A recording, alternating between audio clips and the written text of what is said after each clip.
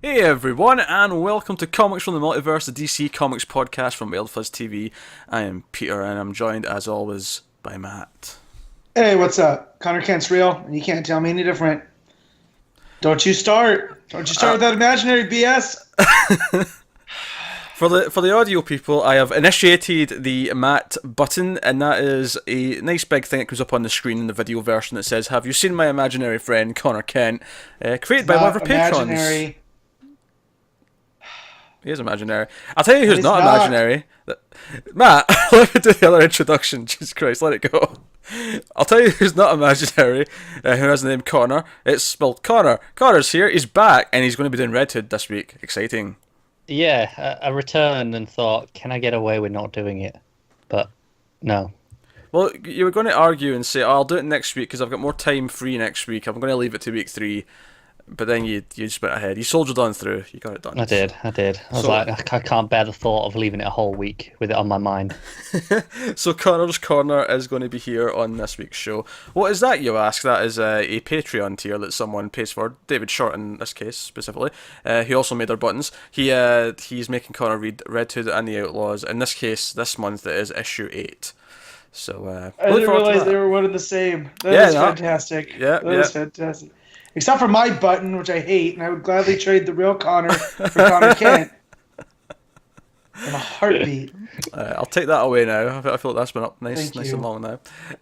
So yeah, that's what's coming up in this week's show. Of course, all the book reviews we're going to do, which this week includes Dark Days, The Casting #1, Detective Comics 960, Action Comics 983, Wonder Woman #26, The Flash 26, Titans #13, Supergirl 11, Hal Jordan, The Green Lantern Corps #24, Superwoman 12, New Superman 13, Batgirl and the Birds of Prey #12, and then the aforementioned Red Hood and the Outlaws #8. So that's what's coming up on this week's show, as well as some news. There's some news as well.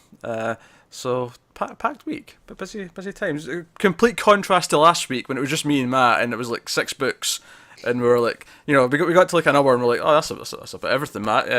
Want to play a game or I took the wrong week off. play I Spy or something like that. I don't know. So that's what's coming up. Yeah, so I think I'll skip the small talk this week, and we'll just get straight into the news in the interest of time, and this probably being a lengthy show as it is. So yeah, Connor had a nice week, Matt had a nice week, I had a nice week, everyone had nice weeks. Yeah. Okay, Connor had a mediocre week. Yeah, pretty much. It's because he's a mediocre person.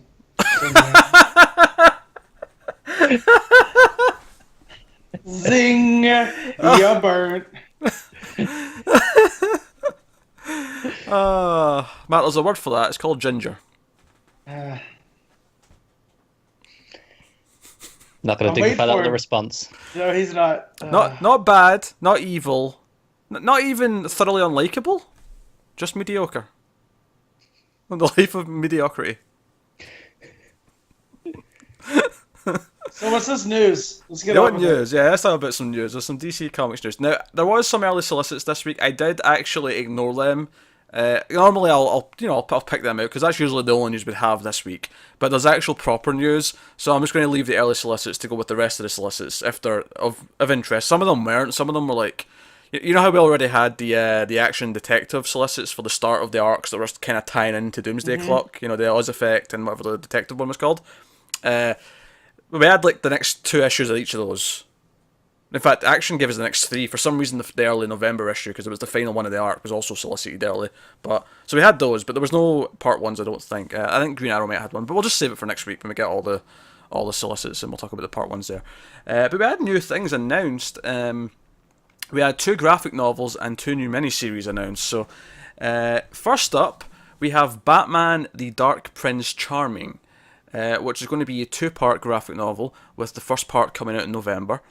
And this is from European Comics, well, the article says Master, Enrico Marini, who I think is writing and doing the art. I'm not familiar, and I believe this is it's his American Comics debut. Everything he's done before now, I think, has been a foreign language. So, this is the first time we're really going to get a glimpse of seeing what he can do. I will say the panels and the pages that were in the article, along with this announcement, looked quite nice. The art is gorgeous, yeah. It's very pretty. So I have no idea what the dude's like as a writer, but at least from an art point of view, I think we're in for something special with this. Did you read the synopsis of what it's about? I was just going to give you the one I got from whatever site I got it from. So it started. What secret connection do both Batman and the Joker share with a strange and mysterious young girl? After she's kidnapped by the Joker, Batman must plunge deep into the underworld of Gotham City and race against time to find out where she's being held. The stakes are high, and for Batman, it's personal. And this does not seem to be in continuity. This definitely feels like a out of continuity book, at least from what I can tell. Yeah. It looks really, really pretty though. I'm definitely. I mean, just for a start, from what you can see, it's not the Rebirth outfit. Yeah, and Gotham has this kind of orange glow to it. It's got a very pretty. It kind of reminds me actually. It reminds me of European films actually. That yellow sort of glow. Yeah. That he's using as his style. So really, really, really pretty. All right, the other graphic novel we got announced was Green Lantern Earth 1. Volume 1, and first of all, so Earth 1's still a thing.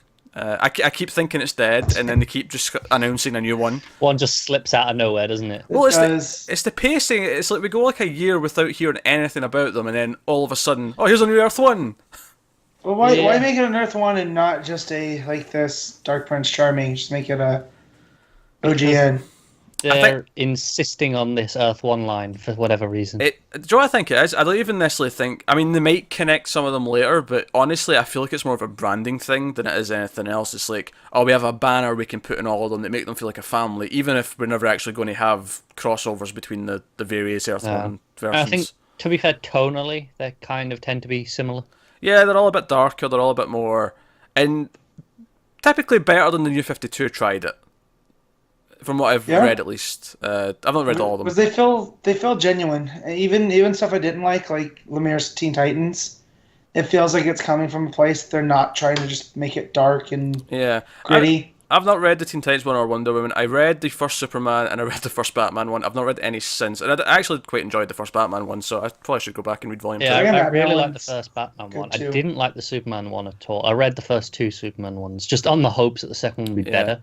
I didn't hate the Superman. Like, it was definitely like a different, like, it wasn't our Superman. It was this different take on it. I didn't hate it at the time. Admittedly, I might feel different if I went back and read it now. I just didn't think it was that well written. Was my problem. Yeah, but it was definitely doing its own thing. It was like, no, this is a very different type of Superman. This is a sort of more edgy teen Superman. He's younger. He's a very different type of character. So they're hit and miss. That said, this Green Lantern one looks very promising. Because basically the idea here is it's going to be more of a hard sci-fi version of Green Lantern. And it's coming from the husband and wife team of Karina Becko, and Gabriel Hardman. And Hardman actually storyboarded Interstellar to maybe give you an idea of the sort of science fiction pedigree that's coming into this. I've read some of their work. They did a bunch of some Star Wars stuff back when it was with Dark Horse. So I've read some of that. Good. Yeah, it was. Cool.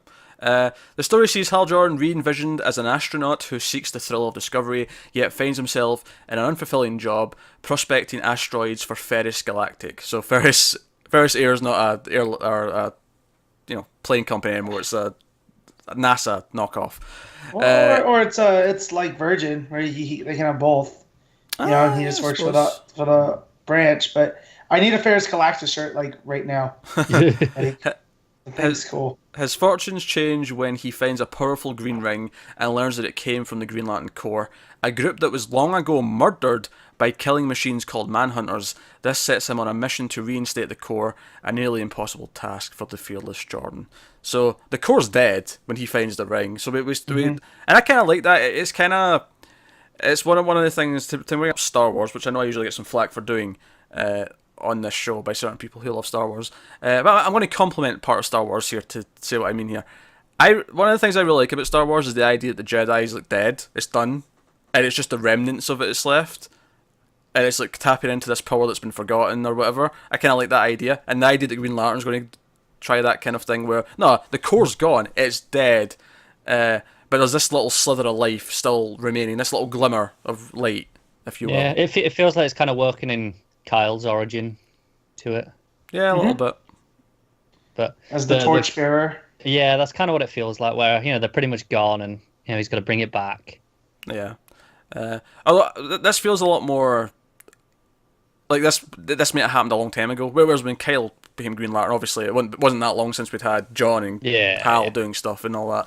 Whereas this feels it's going to be more of a mystery kind of element to it, which I kind of like.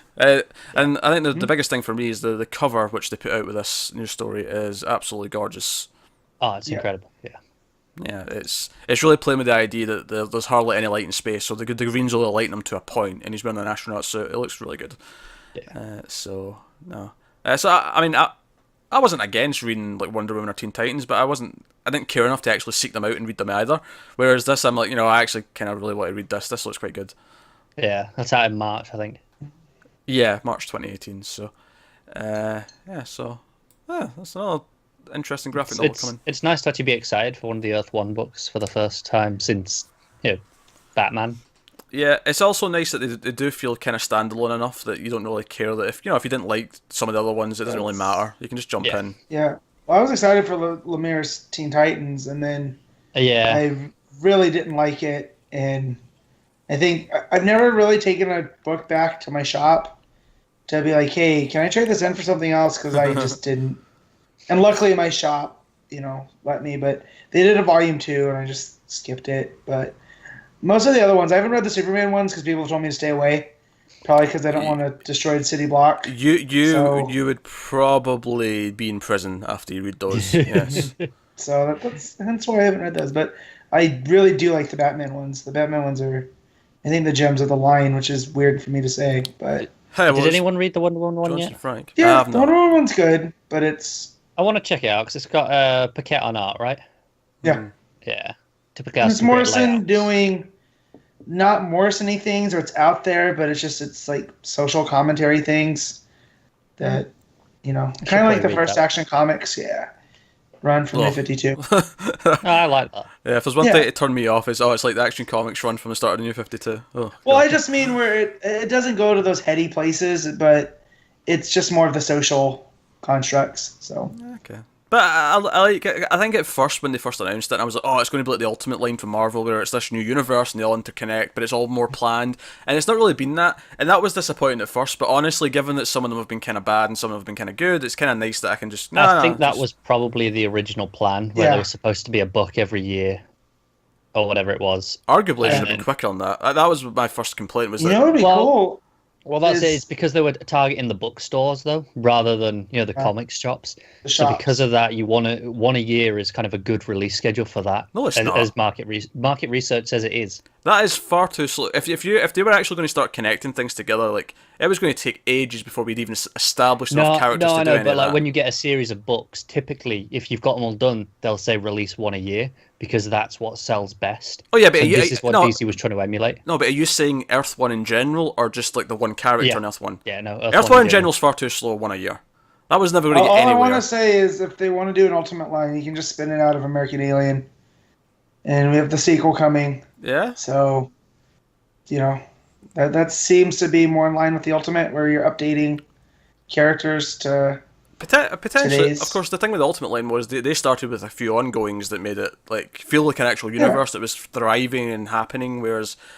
These are all great, these Elseworlds and stuff, but they don't really feel like they're building a universe per se in that same way, because that is just kind of, the Earth One's one book every 2 years. It feels like. I remember waiting for. I think Batman Volume 2 was 3 years after Volume 1? 3 years, and they say they're still working on Volume 3, but obviously, Johns is busy doing all his TV stuff as well as. Oh, and Frank, I think Frank did finish the pencils on it, so. All right. It's just What do you think? I think so. I think he to finish that before he started Doomsday Clock, because I think I remember reading that was done, so he can go on to his next project. All right. Okay. So here's a surprising mini-series announcement. So Batman the Shadow has been pretty enjoyable. 3 issues of that out so far. Well, apparently it was selling well because they've already announced Shadow Batman, which I kind of hate that they just flipped the names around. That annoys me. That's up there with movie titles just taking away the word "the," as if that, oh no, it's got a new name. No, shut up. Just Give it a proper sequel name, you bastards.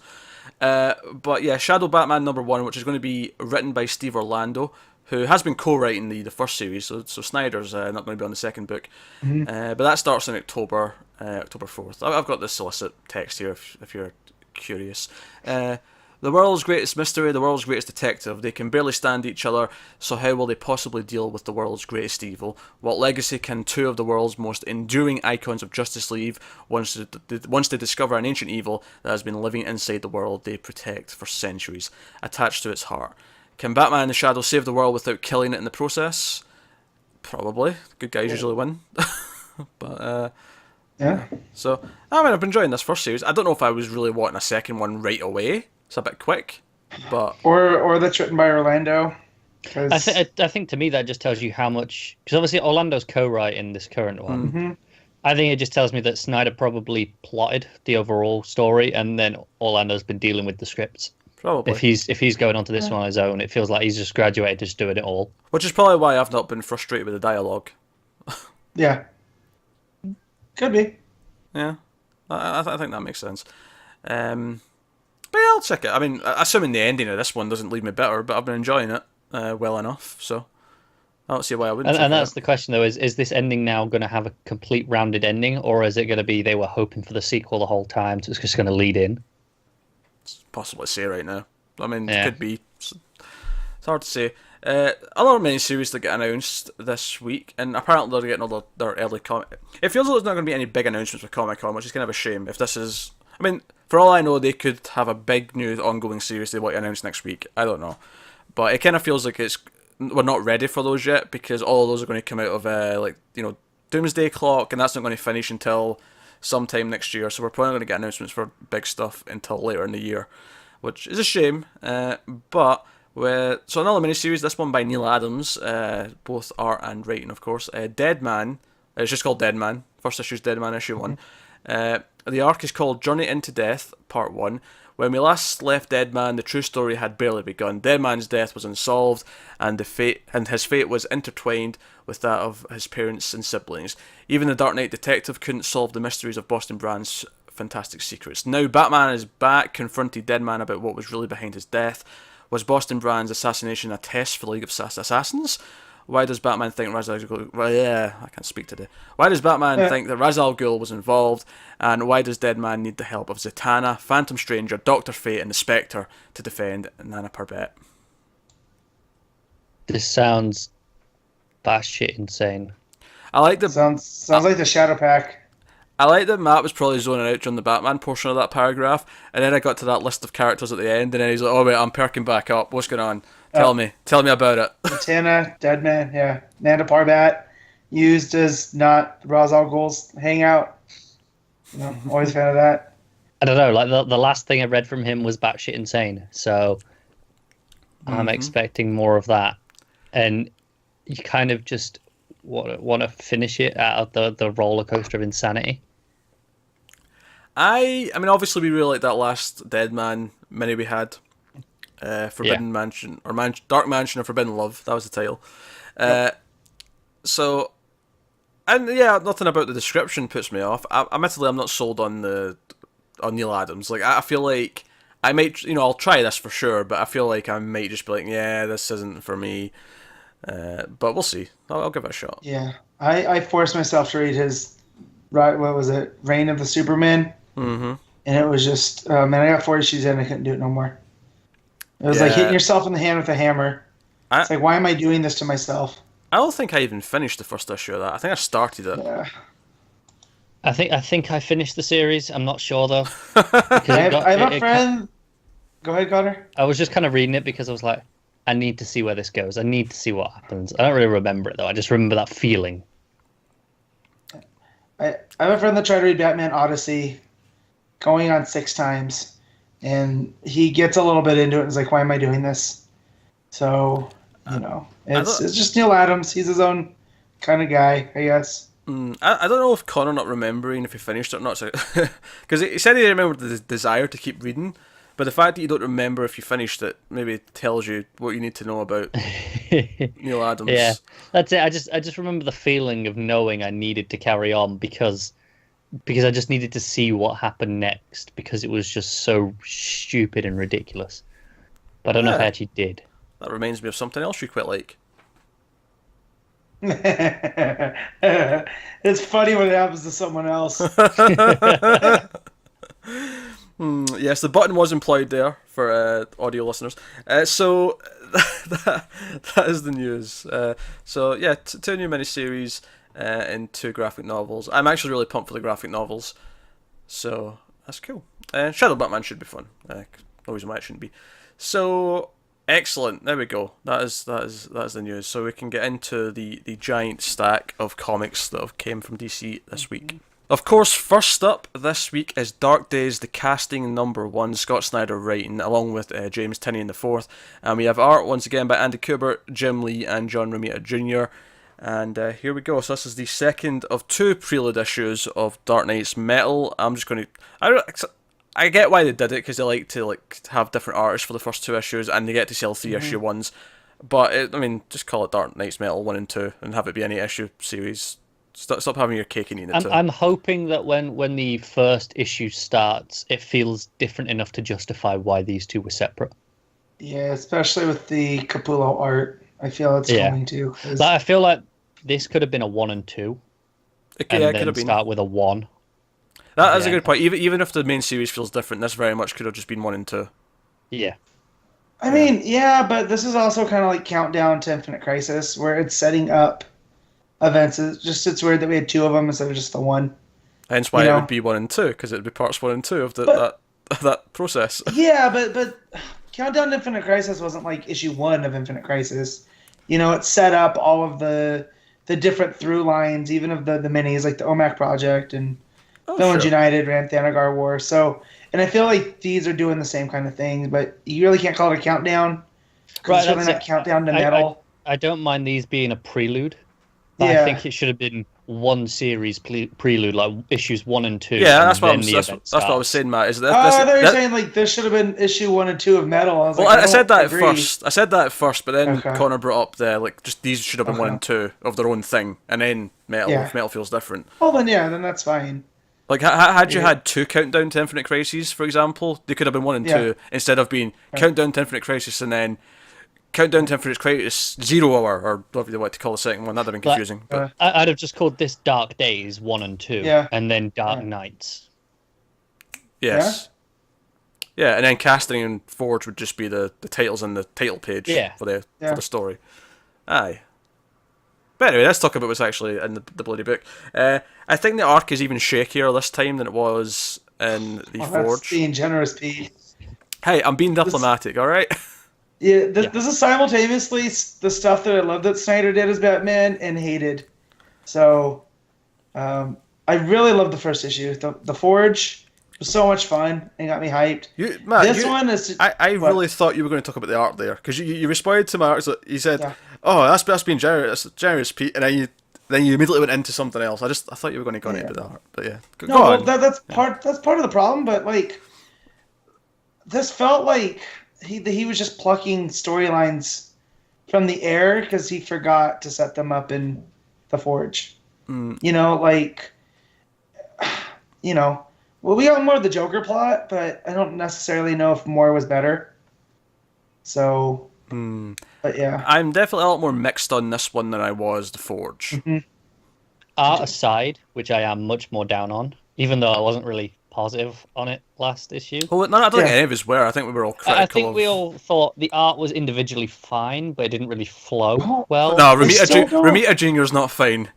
All right. Well. No, I still don't understand. Like, this is broken up into vignettes. That why couldn't one artist just do the Hawk stuff, and one do the Joker and Duke and Hal stuff, and the other do Batman story? Like, there's 3 artists, right? Yeah. It's like so. Why are we flipping through and we see Duke and Joker done by Kubert, and then Duke and Joker done by JR, John Romita Jr.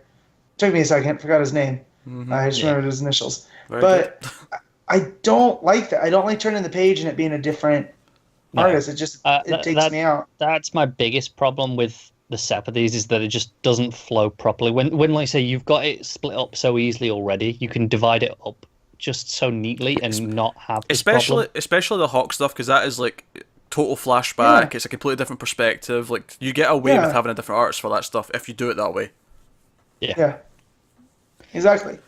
So, but the first half I really did like, because I liked getting, trying to figure out what exactly Batman was doing. Because you see him fighting a Griffin with Wonder Woman, but yeah, it's pretty cool.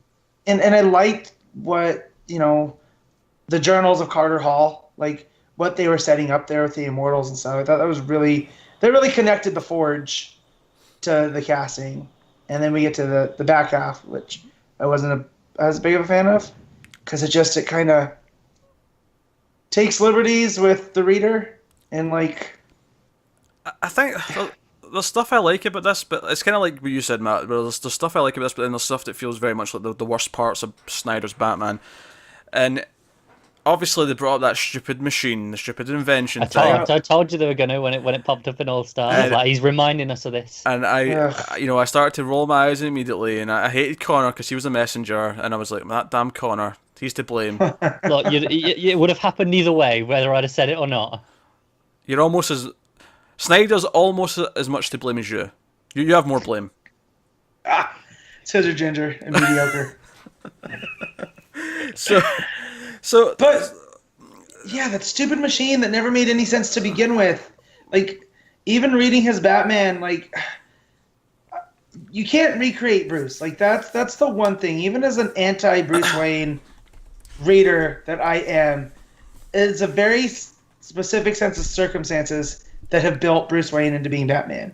And you can't, like, that's the whole point of Dick Grayson as Batman.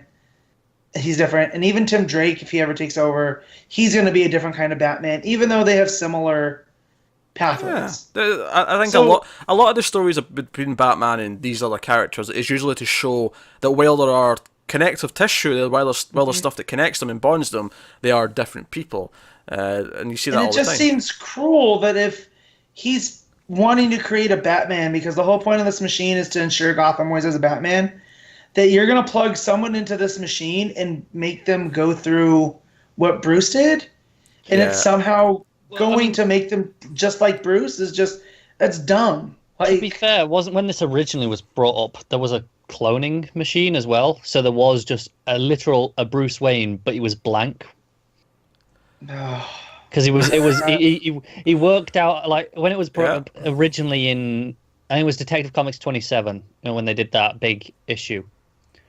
And it was, so they had a cloning machine, but whenever they came out blank, and he was like, right, this is the optimum amount of time that you can be Batman before your physical capabilities start to diminish, so you got to be replaced then. And that Batman then has to pass the memories along with this machine. Yeah, I hate all of it. Now, I'm going to put a cap on this part of the conversation here, because we've spoken about this before and how much we hate this machine, or at least me and Matt have. Connor maybe not as much, but we have definitely had this conversation before. So let's go to actually talk about what's new in this issue and what the rundown of stuff is here. Because spinning out from that specifically, so when Bruce became Batman again, when he went into the machine to give himself his memories back, right at the end of Snyder's run. He had some of this metal. There's various different... So there's various subsets of it, though. There's Dionysium, there was other ones that they mentioned. There was like 3 or 4. But he had this one in his head. And because of that, when this machine went off, it triggered all these visions of other versions of him dying. And he basically got a glimpse, at least from what we can tell right now, of the Dark Multiverse. Right? That's what it seems to be. So that's what set off this obsession about trying to like find what's going on and what is the Dark Multiverse. He's looking for answers. That's kind of like what spurred on this whole quest that he seems to. And this is maybe part of my problem with these 2 issues. Really thinking about it, is that everything in these 2 issues are telling us, he's been on this quest, he's been doing everything he's been obsessed about this, and I feel like there's been nothing in any of the Batman books over the last year and a half or whatever it's been that hints that he's been doing any of this. Yeah, Snyder hasn't been writing them. So, and what we've gotten, I mean, you can kind of like just peeking forward into Detective, kind of ties in a little bit. There's a little nugget in Detective this week that they put in specifically, and that was appreciated. It was kind of nice, but it wasn't really enough. Like, it feels like Snyder in this book saying, no, Batman's been obsessed with doing this for ages. He's had Joker trapped in the basement in the Batcave. He's got his machine and all that. Apparently Duke ties into all this. We're going to get to Duke and his involvement in the whole thing, which, yeah. So I can just tell based on my sigh how I feel about that. Although I do like Joker calling him useless, because that's what we've called him numerous times. I don't know if sharing a thought with the Joker is necessarily the best thing, but I do think that was intentional. I feel like that was meant to be like, that's how the reader does see him.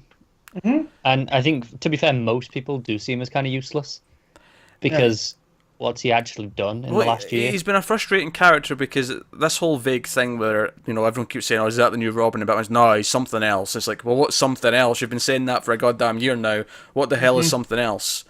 Right. So I did actually appreciate the Joker still kind of pointing that out, and it felt like you were going, hey, no, we're aware you've been feeling this. That was intentional. Mm-hmm. Joker was fine. Like, his whole thing where, we went off I think it was the end of Endgame. Where that was the arc, Endgame? Yeah. Yeah, where he went off the cliff inside the cave, and he landed apparently in some of this metal, and that's what healed his face. And well, no, that was Death of the Family, because that's what healed his face, because he was healed by the time he came back. Okay, Death of the Family, right? Whenever that happened, whenever he went off inside the cave, that's what healed his face, was this metal.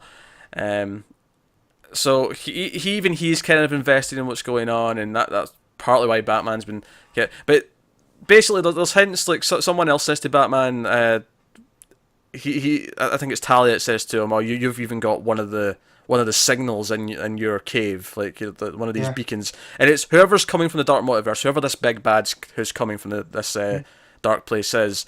It's all these to get to the later reveal, the metas that are sort of shining the way for him, because it's revealed that in the DCU, of course, we use the word meta to describe someone who has powers, right? Who have been altered in some capacity to have powers. Not all of them, of course. Superman's an alien, Wonder Woman's an Amazon. Right. Like, there's a lot of characters who don't fit into that category. But that's the thing. Who else is a meta that we've seen? Because there hasn't been that many since even New 52. Because I always remember Jay Garrick. That was his thing. He was a meta. And that his meta power allowed him to tap into the Speed Force. And they wrote that in later. But he's been gone. So everyone else has gotten their powers through science or technology. Like, you think through DC's roster, and they don't have a lot of people that just were born with power. What about villains, though? There's a lot of villains, like Flash's Rogue Gallery and stuff. A lot of them must be metas. Go through and think. Most of them still getting their stuff through technology or, alien stuff, right? Like, so once they started bringing up metas, I'm not comfortable blanket saying that since the New 52, there's been no metas. I guess I don't feel confident saying that. An argument against it is all these people, like the science activated the powers, but what if it was only because they were?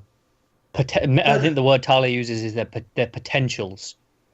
But so are we talking like Cyborg then? Like, he was always meant, like, he was this gifted athlete that had a metagene that wasn't activated until Darkseid. No, I was thinking more someone like Barry Allen, where it was a scientific experiment that kind of gave him the connection to the Speed Force at the time, right? Yeah. So I guess that's what I'm saying. It just for Snyder to suddenly bring up the metas, it's kind of weird considering they haven't played a huge. Like, sure, there might have been a villain here or there that was a meta, right? But it's not like they've been given the spotlight. So, which is cool. Like, awesome. Create a whole new class of characters. Yeah. And I feel that's why they're doing it, to set up the stuff that's coming out of it. Yeah, I'm sure. I mean, even if we've not had a lot of metas recently, I'm sure this will be a factor in new metas coming forward. Like, who are the new metas and whatnot. Honestly, though, my problems, if I have problems with this, don't relate to that. Like, because metas have just always been part of DC, so even if I've not seen them recently, I feel like, they're out there, they exist. Like, they've always kind of been a part of the fabric of the world. The idea that meta is just the word metal missing the last letter, that bugs me a lot. Well, because it comes from the term is meta-human, because they're not quite human. Yeah. But now they're metal humans minus an L. Like, that's dumb.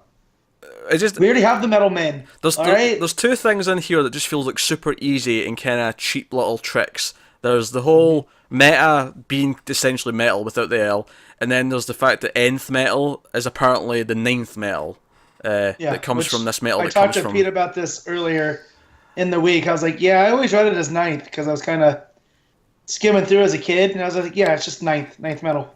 Missing that there's no. I wonder if other people did do that though. Yeah. Other people might. I've always just read it as nth metal, and certainly whenever I've heard creators talk about it, it's always been nth metal, from what I remember. Yeah. I don't have a problem with this one though. Well, the fact that they set up this weapon of the gods that Wonder Woman gives, it's like Apollo's sword. Yeah. And it's really cool. It's the Sunblade. And that it was the 8th, and it's the strongest. But the Wizard Shazam, that was a dope moment that I really. Oh, don't get me wrong. Yeah. See, obviously, I was early on when you see the Hawks going to do this, like all these robed guys, and it's the Immortals, and you can tell one's Raz, one's the vampire chick, Seward. Yeah. And obviously you could speculate as to who all the other Immortals are. Well, because they mention, there's a caption in it, they talk about a man as old as America, and then a man as old as That's the right, Earth. yeah. There's some teases about who each of them are, yeah. Yeah, and, the Flaming Demon of Camelot, but we get the Wizard Shazam. Well, that's the thing, though. You see him there, right, and you're not really sure, you're not positive that it's him. Like, you're thinking, he's got a beard, it looks kind of like Wizard of Shazam. And then it's later on when he convinces Talia to hand over the dagger, and she's like, apparently the wizard who made this, a little bit of his power's in there, and if you speak his name, you can hear it, and you're like, oh shit. And then you see the logo on the blade, you see the Shazam logo. Do you know what I thought was most interesting, though? It's the Black Adam colours. Yeah, it is, black and yellow, or black and gold, whatever you Black and gold, but and that makes sense because he was first, right? Yeah. But so going back and rereading this before we recorded, there's a line in there that says his voice it rumbled like a low thunder, and I was like, well, that should have been the dead giveaway, and then he stabs that dagger into this console, which that console had meaning, I guess. Still don't understand that, but and he creates the ninth metal, which again is kind of creating a paradox because isn't that the nth metal that powers the Hawks and has always powered the Hawks? Well, no, because part of the mystery they bring up here in the Hawk stuff is that they actually were reincarnating long before what they thought was their start point. Right. They're actually much older, but they can't remember their lives before that point. Right. So past that did. Yeah. He's come in and he's sort of made a cut off, and now they can't remember anything past that, which for them makes all this mystery. And talk about how there was the Judas of the Birds that defected and took the symbol of the bat, and all the rest of it, and all that stuff comes in. And that's what I really like. That got my brain going was all that, if they're setting up the bat or the enemy, right? And that's why we're getting these dark knights from the dark multiverse coming in. And what has happened here that's made Batman, who's one of the greatest heroes on Earth, what made him take the symbol of the bat? I think what's so interesting about it for me as well is it was, like you said, it was the birds, and then one of them broke away to become the bat. And this is the bat's kind of come back and then brought all the birds into the fold with Robin. Yeah. And, all the other bird themes. Right. And then, of course, you have the Court Owls, just to go with the thematic. Yeah. Even now, they seem to be forgetting that name, but Lark. Lark, he's a bird. But what got me with the Court Owls, too, is if maybe they're the Judas. They represent the Judas of the birds that went with the bat because they're a nocturnal bird, that flies like a bat. So thematically, it fits in. And then there was another line about Carter Hall. Let me find it. It was early on. Just to stay on. Plays into this too. While Matt's looking for his line, this whole idea of part of me was worried as I was reading this because I was like, is he going to go down some of this it was always Bruce's destiny to become a Batman because the bat means this and the bat means that, and I don't like. To me, a big part of Batman's characters is that it is an act of random that creates him. And it's not destiny. It's purely circumstantial, and it becomes something. He makes something out of it. Now, obviously, because it's what he fears, and he's going to harness his fear. to cause fear in other people. Yeah, and maybe that's the idea here, is that the Bat is a terrifying image, and he's retooled it for something good in our world, but all the other worlds, like, are all these Dark Batman, are all these Dark Batmen, are they the ones that broke away from the birds in each of their universes? And that's... Are they angry that Bruce has co-opted the Bat to become a symbol for good again? So Possibly. they're like, no, we're coming to take it back because this is ours. But who's the head honcho? Because the narration at the end, or the voice at the end specifically, they talk about someone coming, someone's at the head of all this, the real father of Batman or something like that. It said the true father. It screams as Dr. Hurt, though. Like, you know. Given that we're in multiple universes in the Dark Multiverse, I feel like that's probably not the case, but yeah, I see what you mean. Well, no, I don't mean it's actually, but that was the whole thing in Morrison's run, that Hurt claiming he created the Batman, you know, and he was Batman's father and stuff. But no, the line that I found, it's on the very first page, and it's Hawkman and Hawkgirl walking through the museum, and he says, like, the job never changed. He was an archaeologist, but the human story is a mystery told by a billion unreliable narrators. And for the duration of our species, I have been nothing more than a detective. And a detective's bolded, right? Yeah. But he represents the birds already. So that's what, again, makes me think, like, in a different set of circumstances, Bruce takes on the hawk symbol or a falcon symbol or whatever it is. But for whatever reason, whatever distorted this reality, because it says, Joker's talking about stuff's not right, you know, lights become dark, birds have become bats. What changed that made Bruce take that symbol of the bat unknowingly, you know? And that's the mystery that I like going forward. Wait, so you're thinking that Bruce was meant to take another symbol, but because this universe is different? Yeah, like he was meant to take the bird. So like you'd brought up, you know, that a bird had turned against and joined the bats. I feel like this is almost a bat turning against the bats and joining the birds, and that's what Bruce represents. Because he's using the symbol of darkness for light. And that's kind of Batman in, you know, a nutshell. He's kind of the hero that uses villain tactics. I get it. It explains why he still surrounds himself with birds. Because he still considers himself part of that family. He just doesn't realise that he's wrong by having the bat. I don't know if I necessarily agree that something's not right. Because, I mean, you could read that Joker thing a lot of ways. You could even read that as a tease of... like other stuff that's going on later with Rebirth if you want to. Mm-hmm. True. I don't necessarily think it's something that's wrong here. I think it'll maybe be a case of, like, ultimately if this is going to examine Batman as a character and, like, sort of see, okay, what makes him different from all these other universes and why is he the way he is, I don't necessarily think it's going to be a case of some divine universe interventions cause that. It might just be a simple case of, like, our world, our Earth, our universe is more special, or our Bruce is stronger than the other ones for whatever reason. Yeah. Well, I'm hoping the fact that they brought in that, I'm going to start calling it the Infernal Machine, right, is the fact that you can't copy Bruce Wayne. He is one of a kind, and the fact that in this Earth, he took the symbol of the bat. I'll tell you this, right? Good. I'll tell you this right now. I still don't like the idea that Bruce ever had the idea to clone himself, right? I despise that idea. But if the ultimate point to that story is that he learns that you can't just clone Bruce Wayne, that there's only one true Batman, right? That I will accept that end result as the ultimate goal as something good. Me too. But that's what I was getting to. That if that's the point of that machine is to show that no, you can't just create Batman. Batman happened because of Bruce. Then cool, because that's what it looks like they're setting up with these different versions that are coming that we got. Yeah, to get cheesy, it's like the soul's an important part. You can't just make a copy. Right. Like it's who he is at his core. It's not just a series of decisions or events. It's who he is. Right, and we kind of have got that through Snyder's run. Like all those backups that we got that Tynion helped write early on. And it showed how special he was. Like in that pit, which I always go back to. It's like probably one of my favorite Batman short stories where he's up in Norway and there's, you know, those pit fighters, but they're all afraid of him because he won't kill. He just wants to keep fighting people, and no one else is like that. And a lot of those stories were like that there's no one quite like him, so he stands out. And, you know, that's cool. And you like that because he is the human that hangs out with the demigods. Yeah. Like even Hal Jordan, who, you know, he's a guy, but he has a wish ring that he can do anything with. But he has an Amazon goddess and an alien and a whatever cyborg is, half man, half machine.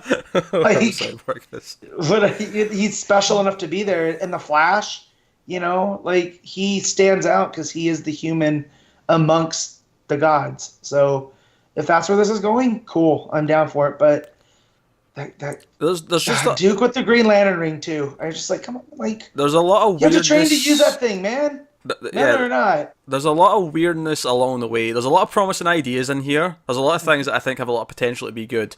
There is a worry though that Snyder's going to Snyder it up, and that's a little concerning. Hopefully Capullo reins him in though, because we know their legendary struggles between one another early on. So yeah, hopefully they can counterbalance. Just the fact that it's called Metal and it's supposed to be like this big, huge, like rock opera of an event. I'm hoping that supersedes a lot of swanky stuff. Cool. Cara, you've been very quiet. Interject. Do you know what? I'm a little bit more positive than you guys. I agree with the Duke stuff still. Like, I think he's a bit, we've been saying this since the start. He's kind of just irrelevant. And this feels a bit weird again. Like, I'm sure he had a name. I'm sure it was Lark. And then that seems to have been forgotten. Because, recently they've gone, no, he hasn't got a name yet. And now it's the Signal, was it? Yeah, well, someone referred to him as a Signal, so I guess maybe that's going to be his new thing, possibly. Maybe. Yeah. I see two outcomes at the end of this for Duke. Either he's going to be dead, he'll served his purpose, and he's gone, in which case, okay. Or he will get a new identity because he'll become himself and realise who he is. I'm going to go with the latter because to Gotham Girl. Yeah, that's what I was just going to say. Yeah, we've seen that flash forward, so I don't think he can die, at least not yet. That's fair. I think. What's Batman without a dead sidekick, Connor? A young Batman. It's true. Batman with Dick Grayson, I guess. Sure. Yeah. What if Dick Grayson was just the first one to survive? Like he's had all these sidekicks before. No, but this one's the one. He's an acrobat. No one remembers his first sidekick, Connor Kent. Maybe that's what you think of, Matt, whenever you're talking about this character. That's a hell of an Earth One story waiting to be told. Well, DC, I'm your man for it. I can do it. Oh dear. So we have that, and I kind of agree. The Duke thing kind of feels like, okay, so Snyder, because Snyder said he's been seeding a lot of these things for a long time, and it feels like that was the thing. So as much as one of my complaints was is they set up in these two books that Batman's obsessed with this right now, and I feel like that didn't really feel true because he's not actually really been hinting at it in any of the Batman stuff recently. Even his own book, from what I read up until when I quit All-Star Batman, it didn't feel like it was building to this. No. But at the same time, there's lots of little things that do feel like, yeah, he did seed those in. It just doesn't feel like he's obsessed with this. Stuff like the owls being there, stuff like he did, introduce Duke. It feels like it's a symptom of him coming off the main book, where up to all that point, everything that was in that main book was seeding stuff for this. Like that is legitimately is coming up here. But since he stopped, and then we've got this year or so off where it's like, this stuff was supposed to have happened with the obsession. And no one else has been showing that. I don't know if he just didn't reveal the plans early enough for anyone to show it. If they weren't solidified, or yeah, exactly. But yeah, it wouldn't surprise me. So as much as that's my complaint, it does feel like he introduced Duke with this purpose in mind. Like, and the annoying fact is it feels like he's been spinning his wheels with them for a long time. Yeah, because of it. So hopefully he will feel more purposeful by the end of this. Honestly, the fact that he was able to or tried to fight Green Lantern, and the fact that he can use the ring already so easily, it feels a bit weird. It feels a bit forced. But whatever, right? I will say this. I did like Hal being like, "Yeah, Joker, I've not got my ring, but you put me next to like a bat plane. I'm a pilot, you idiot." Like, so that was good stuff. I really like the whole the birds and the bats thing.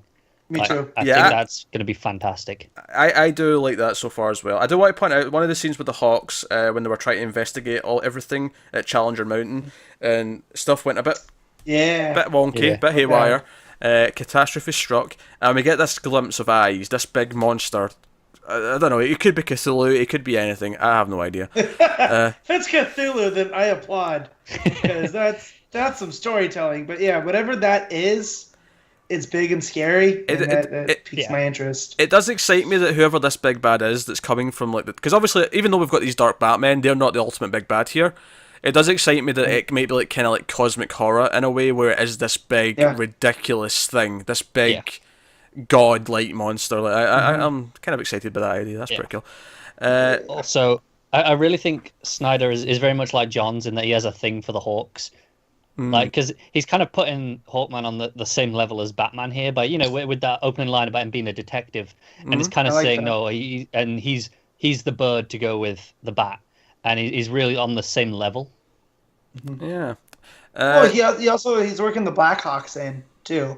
Yeah. Which we saw in All-Star, which he kind of used a perverted form of them there. Yeah. And so here they look like they're working on the same side with Carter Hall and Shea. So. Going back of the issue, I really like that he's fighting a griffin at the start, because that's kind of like half bird. Yeah. Also, I want to point out as well, Wonder Woman tells him whatever he does not to lose the sword, and he trades it the first chance he gets. I just want to point out how quick he is. That is a pretty dope dagger. Like, I can't... A burning sword's cool, but a dagger with a lightning bolt on it is cool too. But I'd probably keep the flaming sword. It's so useful. Like, and it's got a cool name. Sunblade. Yeah, I'm just going through now and like picking up points that we've not mentioned yet. It's worth mentioning that after the disaster, Hawkman seemingly walks into the Dark Multiverse. Not sure how that quite lines up with other Hawkmans we've seen recently, but whatever. I'll let it go. It's fine. Not worth losing sleep over it. So what else have we... Obviously, we've not really talked about the ending yet. The first glimpse we get of everything. So Duke puts on the ring, and because he's special, and he's got this meta gene in him, and he's like a beacon, he's the signal, to use the exact word they used, for whatever's coming. He's able to use the machine, that stupid machine that Batman built, along with his power, along with the Green Lantern ring, to show him something. It's kind of convoluted, actually, when you really say it out loud like that. There's a lot of elements that go in there, but Batman goes up and he gets a vision of something that's coming. And we get these beastly, bat-like creature thingamajigs, and dark days are over, dark nights are coming, and we get a glimpse of the dark Batman that we've heard about. You can clearly see the Wonder Woman one. I think that's the... Is that the Flash one? No, it's not the Flash one. It's hard to tell. I think the Flash one's maybe the one at the front. Yeah, maybe. I'm just saying, I'm kind of glad there's not a Superman that one. looks like two little lightning bolts that are making the bat to me. That one at the front. Hey, Matt, what if the reason why things are different in this world is because Superman's not in the Dark Multiverse, and it's the influence of Superman that actually ensures that... Then I'm cool. Because there's a Doomsday one. Like, you definitely see that one in the back. What if like... In these dark multiverses, though, Doomsday is actually just Clark Kent. I will throw something. You hear it now. Matt, it's the dark multiverse. They're all evil. Yeah, but I kind of like the idea that Superman being powered by the sun is light personified.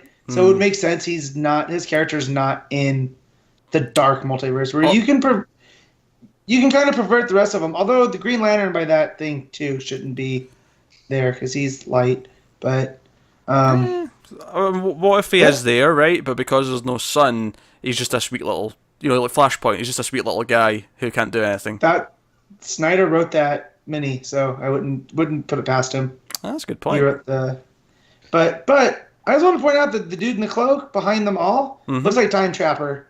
So I'm just throwing that out there. You heard it here first. If Time Trapper's revealed to be the one behind all this, Matt gets points. Time Trapper was revealed to be Superboy Prime in one of John's Legion miniseries. So I'm just saying, I'm not saying Superboy Prime. I'm saying it looks remarkably like the Time Trapper. So I think that's pretty cool. That's all. Yeah, last thing I want to say is that I really like the Joker's whole thing where he's like, "No, I'm not the villain this time," and when he talks to Hal, he's like, "No, the Guardians sent you here to stop something. This is what they were trying to tell you to stop." Yeah. And I like the idea that it's such a big thing that even the Joker's like, hang on a second. Mm-hmm. It gives some perspective. They will have to justify that, though. Like, For if this is so bad that even the Joker wants to stop it, they're going to have to justify to me with the how bad it is later that this works for me. That's fair. It could fall flat later on. Yeah. For now, I like it. Okay, I guess. So enough with bats and birds. It's time to get back to bats and clowns. That's what I love, Joker. Always putting himself over. Of course. I'll help Batman if it means I get back to terrorizing him. All right, so I guess we spent a long time on that, quite rightly, because it was packed with dense stuff. So Metal starts next month. So finally, we'll see. How does Plastic Man figure into this? Does Hawkman come back? Probably does. How do the Hawks? I did read a little interview after this. Apparently, there's something inside Plastic Man. He's in the egg shape. Mm-hmm. Yeah. Apparently, he's holding something inside him. Interesting. Yeah. Oh dear. Enough talking about Batman. Let's talk about some more Batman. Detective Comics 960, written by James Tynion IV and art by Alvaro Martinez. This is the next part of the intelligence arc, and it was basically boils down to two things here. We still have Bruce with Zatanna, try to talk Zatanna into giving him access to the God Machine so he can ask questions and possibly get answers. And then we also have the Azrael plot going along with Ascalon and Azrael himself trying to deal with stuff, and yeah, that was basically it. I was missing a little bit of Cass and Clayface in here. They were missed. That said, I did like this issue a lot, as it happens. Yeah, the more I read of Batwing, the more I love him, because he is just their Tony Stark, and it's unapologetic. The fact that he was essentially recreating parts of Age of Ultron at the end there, where he's like, well, I'm going to plug in some of the Ascalon AI into my own suits because nothing possibly could go wrong here. We don't know that they didn't get Avengers Age of Ultron in this world. You didn't see that movie. He thinks it's a good idea. But I just like how Ascalon shows up and uses those suits against him because he kind of primed him by putting the AI pieces of the AI there. Yeah, I also like the banter between him and Batwoman, because Batwoman doesn't really have her own stuff to do in this. She's just kind of there, and she cracks some jokes about, like, am I Igor right now? So that's good. Favorite stuff though is Batman and Zatanna, and basically just their debate. I like their flashback again, which is kind of like setting up the orb. But it's them standing in the rain, really good stuff. Him trying to convince her, and she's like, no, this is foolish, we're not 17 anymore, this is too dangerous, you can't do this. And there's that great double page layout where she proves that she can do so much with magic. She makes it sunny, she stops the rain, first she turns it to leaves. Flowers. Yeah, or flowers. Flowers. Yeah, you're right, flowers.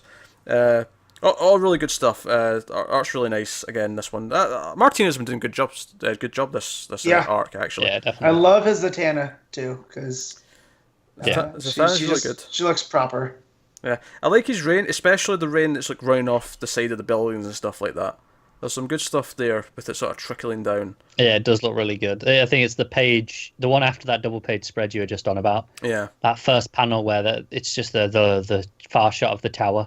And the rain in the foreground looks fantastic. Yeah, really, really nice. So Zatanna breaks out the orb, and she kind of reluctantly is like, yeah, I'm still trying to talk you out of doing this. And you get that page spread. We mentioned this when we were talking about the casting, where there's a little tease here where it's like one of the questions he wants to ask about is something about metal.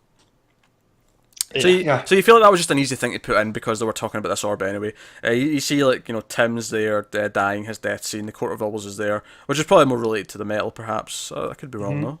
But Raz is there, of course. I don't know about that, to be fair, because the whole part of the Court of Owls stuff when it first came up was the mystery he looked into as a kid. It was his first big question. But so Raz is there. Obviously, he's worried about Raz because Raz is the one that was erasing his memory. After various encounters to keep him guessing and stop him from getting too close to whatever he doesn't want him to get to. This was really good stuff. It was a very quick read actually. I was really surprised when I got to the last page and I was like, oh, that's it, because that was basically all the Batman and Zatanna stuff. And then like we say, Ascalon goes to whoever he's. Do we know who that is? The guy from the Order of St. Dumas that he goes and speaks to? That he refers to his father? No, I think it's just the who's ever leading the Order right now. And he's basically your typical evil cryptic,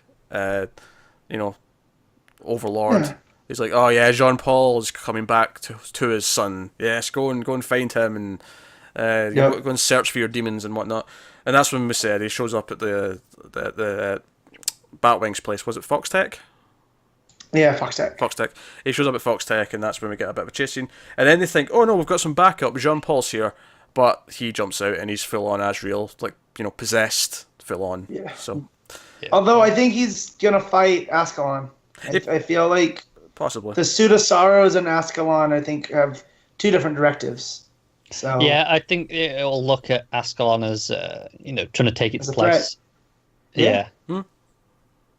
Yeah, I can see it. Oh. It was a good issue. I liked a lot of the Zatanna and Batman stuff just because I like their relationship. I think it goes back to the animated series. Is that where it started?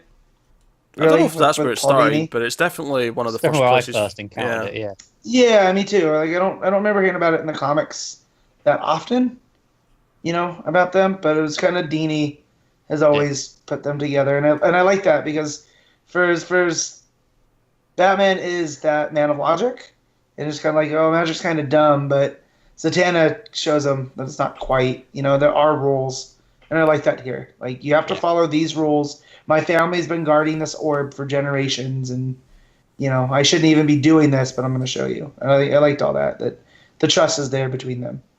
Yeah, I think it's interesting that, writers now, like, obviously not all of them, but certainly someone like Tynion, who's on the younger side, probably grew up watching Batman the animated series. Yeah. So it's maybe not surprising that some of the ideas that started in that are maybe seeping out into the comics world in a more natural way than they used to, perhaps, when they're trying to. That's it, because for a lot of people around our age, that's kind of like a definitive version of Batman. Mm-hmm. So it makes sense to see that kind of echo back in around this sort of time now, when they're breaking into the industry. Yeah. Mm-hmm. Cool. Yeah, it's probably my favourite issue of the arc so far, I'd say. Yeah, I'm still not like super into the Ascalon Azrael stuff. I enjoyed it more here because I think there was a bit more action to it this time, and the art really makes it flow. That's what I think. I would agree it's still not the best plot ever, but I think this was the most I've enjoyed it so far partly because you've got this more evil father figure kind of coming into it, and you have Azrael, something's actually happening to him. It feels like there's this battle of and I think Ascalon himself having more of a character because he's questioning things now. He's like, I don't understand. This was another version of me. Yeah, it stops him just being a robot that he seemed to be before, and it's actually AI. He's questioning things. Yeah, him questioning what Azrael is actually a lot more interesting. So it's picked up that side of it for me, even though I was enjoying it anyway for what it was, but now it's got a little bit more weight to it. Yeah. So cool. Alright, I guess that'll take us on to Action Comics 983, Dan Jurgens writing, Viktor Bogdanovic on art. And, this arc in Action, this Revenge Squad arc, has been on such a uphill kind of swing, because, that issue where we went blind was a little bit rough in some ways, and then next issue, which was the last one, was a lot better, and we really liked, the super family showing up at the end. This issue was great. I thought this was a fantastic issue of Action Comics. Yeah. I agree. Yeah. Well, Bogdanovic's art he agrees so hard that he's yawning through it. Sorry, guys. So I was drinking soda at the beginning here, trying to get my caffeine levels up. But no, Bogdanovic's art too, I think, compared to some of the other artists we have. I'm so used to seeing him draw Keenan in that group. It was cool to see him draw Supergirl and Steel and Superwoman. Yeah, and even I think his Zod's great. Zod's fantastic. This is what I think elevates this. Obviously, I love that you've got this whole super family that are there to fight by Superman's side. You've got this team of villains, and they all fight. And there's some good fighting scenes in there. They all kind of pair off almost for a little bit, and you see Supergirl takes on. And I'm glad she teamed up with Cyborg Superman because I'm glad she referenced the fact that she had just beaten a Cyborg Superman recently. Yep. So that was nice. But you've got all that going off, and that's all fun stuff. But I think what really makes this issue great, and even forgetting where it goes ultimately at the end, is that Zod takes charge as the leader, as he should. He feels like he is the big bad Kryptonian, and the idea that he learns that Superman has a family, and he's pissed that he has it. Like, you don't deserve to have a family. You shouldn't be allowed to have a family. That for me really elevated this. Him taking charge. obviously he hasn't, but him seemingly killing Lois and John at the end. Obviously, there's going to be a swerve that they weren't in the ship or whatever, but like him seemingly thinking he's done that. And what I love as well is immediately after that, I love that Supergirl gets angry and absolutely beelines for him. It is like this perfect little moment of aggression. And what I think makes it so perfect for Supergirl's character is that she is the only one here who actually has memories of him on Krypton. She knows what he was like when he was just being like he's political dictator kind of. Yeah. Her family helped him away. She's eradicating. Yeah. And also, I think Supergirl, I think it was only recently in an issue of Supergirl, but she's met the family. She's really the only one of this group who knows Lois and John. John and Lois. Yeah, that's true, yeah. But what I was saying when I started eradicating was, like, her family put Zod away. Like, that was the House of L. And he's kind of swore a blood feud against everyone, so... Yeah. You know. But, yeah, she remembers that, and that's I like that. Him linking Blank up, I feel that's the only reason that Blank's there. Is to serve as like the communications hub. Yeah, possibly. For everyone. I do like that because Zod's. I think he's easily the most interesting of those villains anyway. Mm-hmm. And I think just seeing him take charge, go, no, we're doing this his way. It's just immediately makes this more interesting than following, Cyborg Superman's plan. Yeah, no, I concur with that. I liked all that stuff. Even actually, to go blank, you can also speak Mandarin with Keenan, which is one of the points they brought up, is that no one else can actually speak to him, really. I mean, Clark can say a couple of things, but, so I thought that was a neat little touch. And they stuck to the blue as well. I like that it was reverse, whereas in New Superman, the blue is everything that's in English, and here it's everything that's in Mandarin. Yeah, it's a nice switcheroo, nice opposite of what they do in that book. So that was a nice touch. Yeah, Zod's proper demonic. His smile with blood coming down his mouth after he thinks he's killed Clark's family, glorious. And even once he realizes that Clark's blind, the way he's taunting him is like, "Oh, you're trying to compensate by listening from a heartbeat." Clever boy. Like he's taunting him. He's like putting him down. It's like he's got into his ear. He's got that respect for him. He's like, "Hey, look, that was a pretty good idea, but you ain't prepared for this." Yeah, you ain't no match for General Zod. So he gets his projectile. I think it's really funny actually because the team all come at him and he teleports the entire team to the Phantom Zone except Supergirl, who's already out because she'd already tried to hit him. Like that was the aforementioned moment where she made a beeline for him. So next page, she's like still knocked out or whatever on the ground with the villains, and I actually started laughing quite a bit here because I was like, because in this week's Supergirl, she just gets out of the Phantom Zone. I thought there was something really amusing about every single person of the family going to the Phantom Zone in this issue, but her, which is amusing. Which makes me wonder if a character from Supergirl who's in the Phantom Zone, who's an ally in the Phantom Zone, might pop up in action soon. Maybe not, but it's possible if they've planned this out and they're working together. More on that later. Yeah, more on that when we get to Supergirl, but... potential. So he also sends in Eradicator and Cyborg Superman because he wants something from out of there. So he's like, "Yeah, you go in too and get me what I want." And they're like, "What? No!" Backstab of the century there. It was, you guys close enough. You guys are wearing a symbol. Go. That was a great joke at the start as well about the symbol. Like, one of them says, "Oh, look at them all wearing the symbol. They're all cheap copies." And then I think it's like Blank or Metal goes over like, "You're one to talk." Metallo. Yeah, you want to talk Cyber Superman. Great. No. That was great. I thought it was a great issue of Action Comics. Oh, definitely. This is probably the best issue of Action Comics in a while. Probably, yeah. And it's just funny, like 2 issues ago I was so critical of that issue and I was like, I'm liking maybe what this is doing, but the execution was a little bit flawed for me. It's just fun. It's just great that 2 issues later I'm like, no, this was fantastic. Like, we've hit some great highs with this arc. So I was got the first of the deluxe editions. Oh yeah, so it came out this week. So I got that. So I had them all pre-ordered for a long time, and then just kind of forgot, and it showed up and woke me up. It's kind of annoying. But so I've been rereading through that first arc, and it's amazing to see how far it's come. That first Doomsday arc, yeah. That first Doomsday arc was a bit rough, but then it's amazing to see. Like, so I read that and then went to this issue. It's like, damn, this has come so far. Yeah. I wonder if that's almost a symptom of okay, he knows he's going to like sort of bring them back to Metropolis, or him between Action and Superman, they're going to like wrap up certain elements, and they're waiting for Reborn, and maybe it's a case of, oh, we couldn't do this story where Lois starts to get back to the planet until X issues, so what do we do for 5 issues? Oh, right, let's have a Doomsday fight for like 4 or 5 issues. Maybe that was the reasoning. It might well have been. I think it was also they just wanted to kickstart with, it's Action Comics, so they just wanted to kickstart it with something action oriented. It's just funny that this and Green Lanterns have both suffered from having like a kind of weak first arc where they've both developed so much. Green Lanterns arguably more so. I think Green Lanterns is legitimately consistently a great book now. I think Green Lantern started worse. Yeah, but now it's more consistent now. It is. Yeah. Whereas this reaches highs like this sometimes, and sometimes it's just fine and it's just enjoyable, but not great.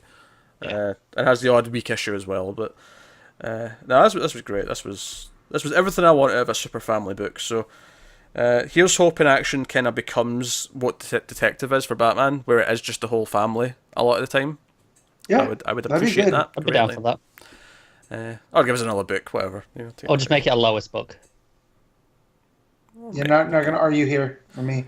I feel like because just anything Superman related, and Matt's just going to be like, yeah, give me it all. just a crypto book. Don't play with my heart. Don't. That crypto good boy destroyed me. Oh dear. If he's having a crypto book, how about a streaky book? No, streaky's. I'd rather have Alfred the Cat book than streaky. Why have we not got a Super Pets book in general? Did you guys did you watch that cartoon? The Crypto Superdog? I did, all of them. It's pretty great. What about the Super Pup pilot, which had a dog as Superman, and he was called Bark Bent? This is real. I'm not making this up. This is on the Superman so Blu-ray. Dumb. I love it. Yeah. Obviously, it never went to series because they watched the pilot and went, "What the hell is this shit? Yeah. What did we do?" What are you on? so you know. Commissioned this. It's like we did. How much coke did we do that night? I love the idea that someone read the script for that and went, "Make it." Either he just asked how much cocaine they'd have to do to make it, either too much or not enough. Like there's. I think it was the 70s or 80s. It was somewhere in that time period. I can't remember exactly. Definitely sounds like late 70s, early 80s. Oh dear. Yeah, it's fantastic. Cool. I should probably watch that. It's on I think it's on the Blu-ray. I've never actually watched it. I've seen clips because it's in the the big documentary Up Into the Sky, the amazing story of Superman that Kevin Spacey narrates on the Blu-ray. There's when it gets to that part of it, it shows them clips of it and it mentions what it was. I think we all need to watch this and do a special on it at some point. Sure. On Super Pup. Yeah, maybe. Sure. Multiverse. So let's move on. Let's move on to Wonder Woman. We got a new writer on Wonder Woman. Shea Fontana is writing a 5-issue arc with Mirka and Andolfo doing the art. So yeah, Heart of the Amazon, I believe is the title of this arc. And yeah, what did we think? Matt, you were distraught. You were heartbroken. You were crying your eyes out that Greg Rucka was leaving. This doesn't do much. It's not bad. I just don't enjoy it as much. I don't. I just want to point out something that just happened there. Man, just went, it's not bad, and then Connor's head just went, like, as if he really disagrees with that. He's in shock. Connor, rebuttal. Yeah. I think it's pretty good. I don't think it's up there with Rocket. Don't get me wrong. I'm not saying that, but I think it's pretty solid. I think it's very enjoyable. It's just the tone. It's so weird. Like, and it's I different. get that Shea Fontana writes different. the Superhero Girls book, but like I really enjoyed the stuff at the beginning of the Mascara and like taking Diana's doll away because it's not that if she wants to be a great warrior, she can't play with dolls, and like that's a nice meta commentary on that type of thing. But like just the whole her being a consultant for this weird company that makes apps, I guess. She's not actually a consultant for an app company, man. It's a cover. It's the military. I know it's the military, but that's just it's weird. I was just like, and she's not even a consultant. She volunteers occasionally when she thinks she can be useful to the mission. Yeah. So that they were behind that entire mission so the military is covering as as an app company to help refugees in Greece. Yes. Yeah. That's dumb. Just have her be a liaison to the military. Well, I think they're building to that. Yeah, I don't think... The cover's not there for Wonder Woman, Matt. The cover's there for the military in general. She's just wanting to help. I get, but she's Wonder Woman. She could just go help. Like, right? But she wants to do it through the proper channels. She wants to do it through the sanctioned government. She wants to... Because that's her thing, isn't it? Diplomacy, go through it, like, do it properly. Yeah, there's a million simpler ways to do it than cover through it. I don't understand what's complicated about it. She's not doing it through an app company, Matt. She's just going to help. I get that, but that's the cover. So, again, Shea Fontana thought we're going to create this whole cover thing. But it's not reasons. Matt, let me finish. It's not her cover. No. It's not her cover. The military's got a cover. She goes to help because she wants to help. She's back at the base where their cover is because she's there to like inform of what happened because there was an explosion. So we can get a joke of her like threatening a. That was a good joke. I like that joke. You know what? I think Matt started by saying, the tone is very different. And it is. I think that's a good thing. I think if they tried to do the same tone as what we just had, I think it would fall flat because it wouldn't be as good. And you go, well, they're just trying to do the same, but it's not as good. I do have one problem. I do have one criticism. I do as well. It's probably the same. It's probably the same thing. But I quite enjoyed this, if that wasn't clear already. I don't see how this is any different from her going to save something random in, say, Washington, and then the military wants to talk to her about what happened, so she would go to where they're based out of, which would be wherever, Government Building X or the Pentagon or whatever. But it's the fact that I felt like they went through all these hoops because it's an app company, we can throw that intern in there, and then it's like, hey, look, we're being, it's 2017, we're gonna throw apps in there. It's gonna be cool. But to be fair, Matt, the intern wasn't from this company. The intern came in thinking it was a regular company because he wanted to invite them to the baseball game or whatever it was. Yeah, softball. So again, it's a military cover, but this dude just gets in for a joke. Well, they've got to let him. If it's a cover building, they've got to be able to have them to come in and out. That's the point. Again, Matt, I'm not gonna lie. These complaints are feeling a little bit petty. They can be petty. It wasn't as good as what I wanted it to be. It's not Rucka. No, it's not that it's not Rucka, even though I have been reading a lot of his first that deluxe that came out, and it feels like they're striking a lot of the same things because early on in that run, you get to know the team of people that deal with her, and it's all very much Wonder Woman through the eyes of others, and I feel that's what Shea Fontana was going for. And I enjoyed that story that she had. Was it in the annual? Either that or the 75th special. One of those. I enjoyed that. This one was a rough start. I like where it went, but the art also wasn't doing it for me. So I thought that was fantastic. I liked that as well. Andolfo did a bunch of stuff in. I think it was the Bombshell series. I've been reading that. It's great there, great here. I dig the art. I liked where it went. And it is getting kind of dark. And I think you're complaining that, okay, why is it an app company? Why is it a cover? Why are they in Greece? I'm sure that's something that will maybe be more relevant as we find out more about what the situation is.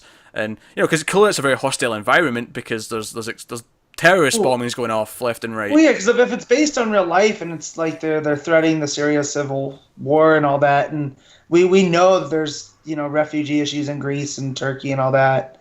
That seems like a Wonder Woman type story, It does, yeah.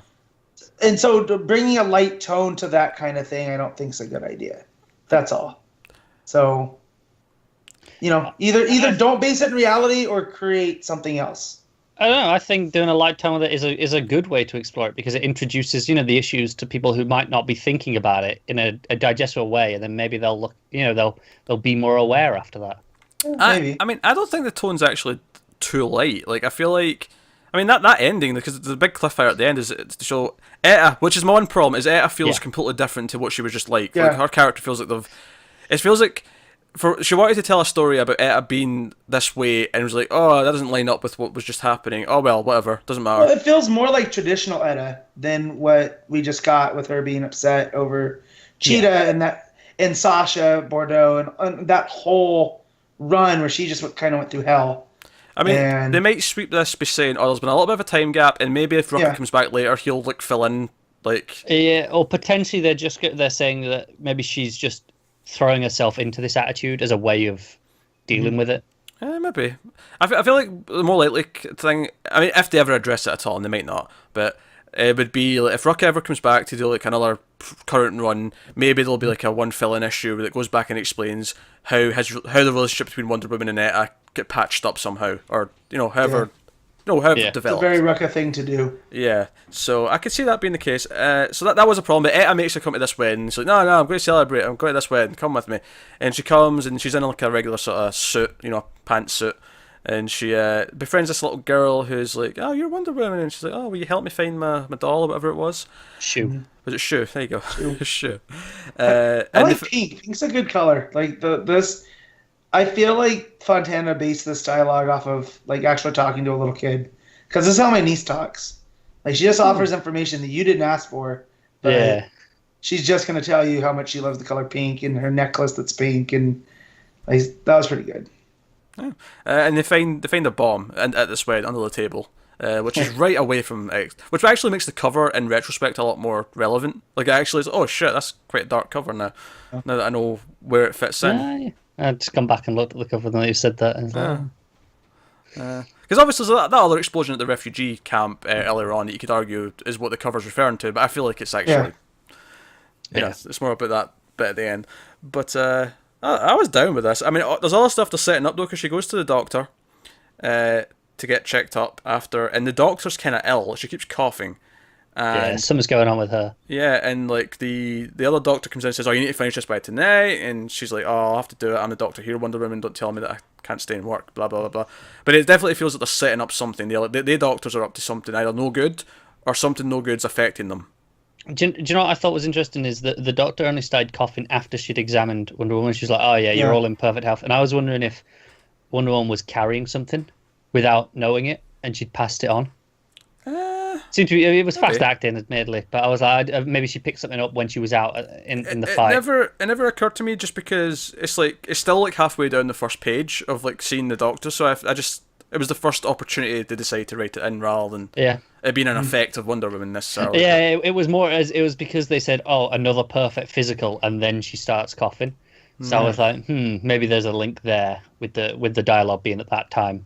Maybe we'll see next issues, but no, I'm down with this team for 5 issues, absolutely. I would even mind if they were here for longer, but I'm not particularly excited about the next arc because it's the whole, long lost brother. Yeah, we'll thing. see how it is. We'll get Jason, but it's James Robinson, so okay. So we'll see, but no, obviously Matt was a lot more negative than me and Connor, but makes a change. Usually Connor's the negative Nancy, and me and Matt will agree about something, so that's nice. It's true. It's nice. We'll throw a curveball every once in a while. To be fair, I was more positive on the casting than you two were. Aye, that's normal. Usually me and Matt agree, and you're the... Oh, yeah, but no, but you said usually you like something, I'm the negative one. Aye, but... You're that exception is proving the rule. Because we were still in uniform against you, making you wrong. Now, see, so... in that example, Connor, you're still negative because you're being negative to us. Yeah. Fine. That'll take us on to the Flash number 26. Joshua Williamson writing, Howard Porter on art, long-time Flash artist, back to do some more. He did obviously some of the button, but here he is doing some regular issues. And this read really quick, and I'm not just making a pun because it's a Flash. Yeah. Like I couldn't believe. I didn't read this. I've just realised I missed it this week. I didn't pick it up. Oh, Connor! See, this is why you're mediocre. I've only just realised. He read Red Hood and didn't read The Flash. I picked up all my books and it's just like, apparently I didn't pick up The Flash. Well, strap in for spoilers, friend, because I have 2 words for you. That's fair. Yeah. Tornado Twins. Yeah, we got Tornado Twins. We got Dawn and Dawn. Hype! We get Dawn and Dawn, which I get his name's Donald and it's Dawn, but the fact that they're both Dawn and Dawn. Imagine those kids growing up and you go to yell for one and the other comes down. Like, that's just frustrating. Oh, I think it's funny. Get your stuff together, Iris and Barry. All right. Well, this is the thing here, because obviously I think originally they were descendants, so it wasn't Barry and Iris that No, they went to the future. This is where Impulse comes from. That's why he calls Iris Grandma. But this is like great-grandma. This is a little bit different though. This is basically this own warped version of it, where this is like an alternate timeline where this is what's going to happen with your kids because you're neglectful Barry. And we see this, this old bearded Barry Allen who just wears a Flash t-shirt, and we'll get old Iris. He's yoked. He's got biceps like Superman, man. He's been working out. And it's basically just like, this is how much you screw up because you don't commit to being Barry Allen. And the biggest enemy of Barry Allen is the Flash. How many birthdays have you missed? How many times have you had to lie to Iris?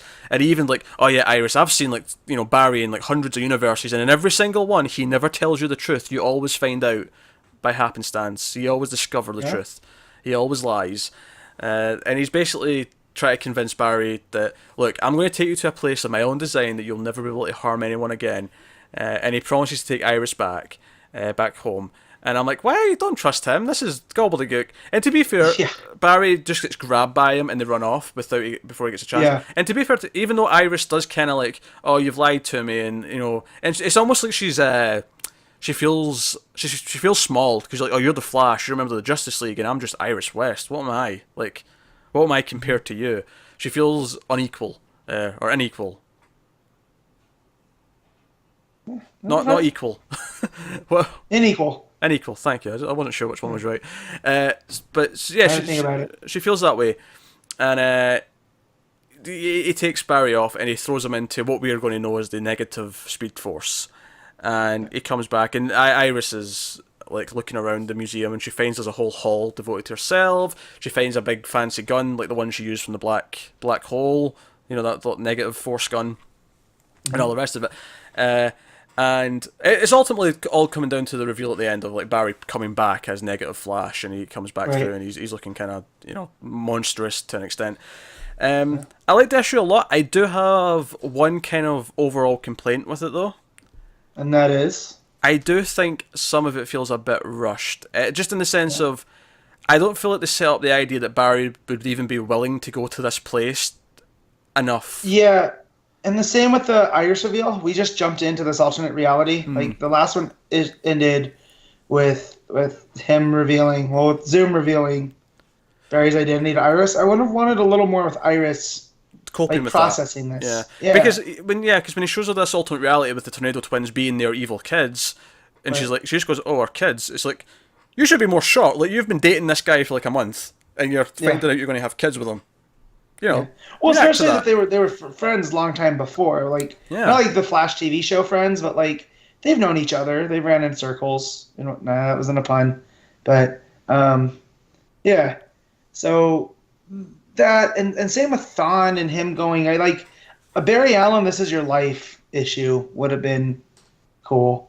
Like, look at all the stuff that you've missed out on because you had to go save the day and all the people you let down. Which that was kind of why he showed up to the birthday party when all this started in the first place.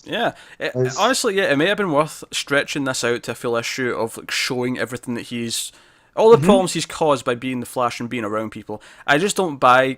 I mean, admittedly, yes, he does get grabbed kind of before he makes the choice, but he's kind of the fact that he's even willing to ponder it feels a bit rushed to me. And there's a nice moment, after he speeds off, where Iris is like, "No, wait, I was going to think we could solve this with another solution together. Like, we could have thought of something as a team." And it's Zoom forcing his hand again, because that's what Zoom does, because Zoom's always faster. It just didn't feel like Barry's line of thought was in the right place for where it should have been at the time. It didn't feel like they'd earned him even to think about this. And that would have been, if you do This Is Your Life, and that's him kind of going, well, maybe the world, It's a Wonderful Life. Maybe the world's better off without the Flash. Or maybe Barry Allen, he could just be the Flash full time. And that's what would drive him to the, negative Speed Force. Which is kind of like, that's such a Silver Age thing. The negative Speed Force. But hopefully we get some fun out of this. I am liking the voice of Reverse Flash though. Thawne, like see when Iris is like on her own, she's looking through like her part of the museum, and then he's just sort of standing there, like, go on, have a look, and it feels like he has that presence to him, which I really like. Obviously, Howard Porter, good artist. I like his Flash art for the most part. It does make me long for like the old costume though. Like, get rid of these extra yellow lines. Like, just give us the simple Flash outfit. Just straight up red. No lines. Needs to be sleek. But hey, that's a minor quibble at this point, because he's had these. Still a fun issue. Like, I turned that page and the Tornado Twins were there, And I'm just like, what? And then when it's, it's revealed, like, it's an alternate. I was like, yeah, but still, this is the first time they've been brought up in ages. Yeah. So, I'm all caught up now. In play. You've been sitting there reading it. I thought you were. Yep. Thank God for It was a quick read, right? though, right? It was a quick read. It was good. I have a weird question. You know, the start when we're with older Barry. Why is his hair like it's all grey and then it just changes to its normal color at the top? Like it's just a really sudden cut. Is he dyeing it that way for some weird reason? Maybe the Speed Force taking it out of him. I don't know. I don't know. It's like he's got a completely grey beard, but his hair and just the bar of his hair is still blonde. It's like what's going on there?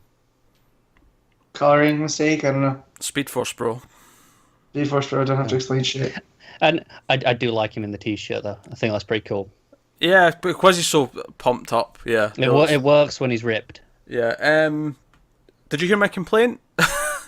No, I wasn't listening. Which complaint? What our main sort of talking point was that the issue was a lot of fun and I like where it goes, but it was a little bit rushed in the sense that I don't really feel that they justified Barry even considering leaving and going anywhere, and like I know he gets yanked away. Like obviously Thorne yanks him before he really decides to do anything, but the fact that he's even considering it feels a little bit quick to me and doesn't feel earned. But hey, oh, that's fair. It feels missing an issue of that sort of contemplation. Yeah, it does. It really does. It may be like a final sort of really bad thing that happens to convince him to go. Tell you a moment I do love is when Thorne's coming into Iris at the end and she's got the gun up, and you just see Thorne through his shadow mostly. Yeah, I think it looks so creepy. It's fantastic. That's good. Yeah, I loved his re-entrance. See when he's just standing there, he's like, "Yeah, go on, have a look." I mean, she's looking at our own museum section. Yeah. I like it. I just like his presence. It's really, really good. So see the life you'll never have. And then he becomes like a horror movie villain and just stalking her. Yeah, that's it. Yeah, but of course she's quite feisty. She's took that gun. She tries to fight back. She's the black hole. But Flash shows up as negative Flash, and obviously we'll get some more of that next. So yeah, I did think there's an issue missing here of like justifying that, but other than that, I had fun. Yeah. Yeah. Next, the tease is the death in the Flash Museum. You think we're already getting to him murderizing Thawne? I don't know. I hope I not. don't know. I hope feel not. like we've just seen Thawne die. Yeah. Plus, again, much like this, I feel like I guess another part of this it just feels too quick. They've not earned it. Yeah. So, but then what death is that? Just like one of those teasers that means nothing. Like they're just like, hey. Yeah, I'm sure there'll be like some sort of weird alternate Barry will die or something like that, or like just something. It'll be the death of negative Flash. Yeah, that could be it. No, I think he's staying as that as a lot well. Actually, his negative powers are sticking around.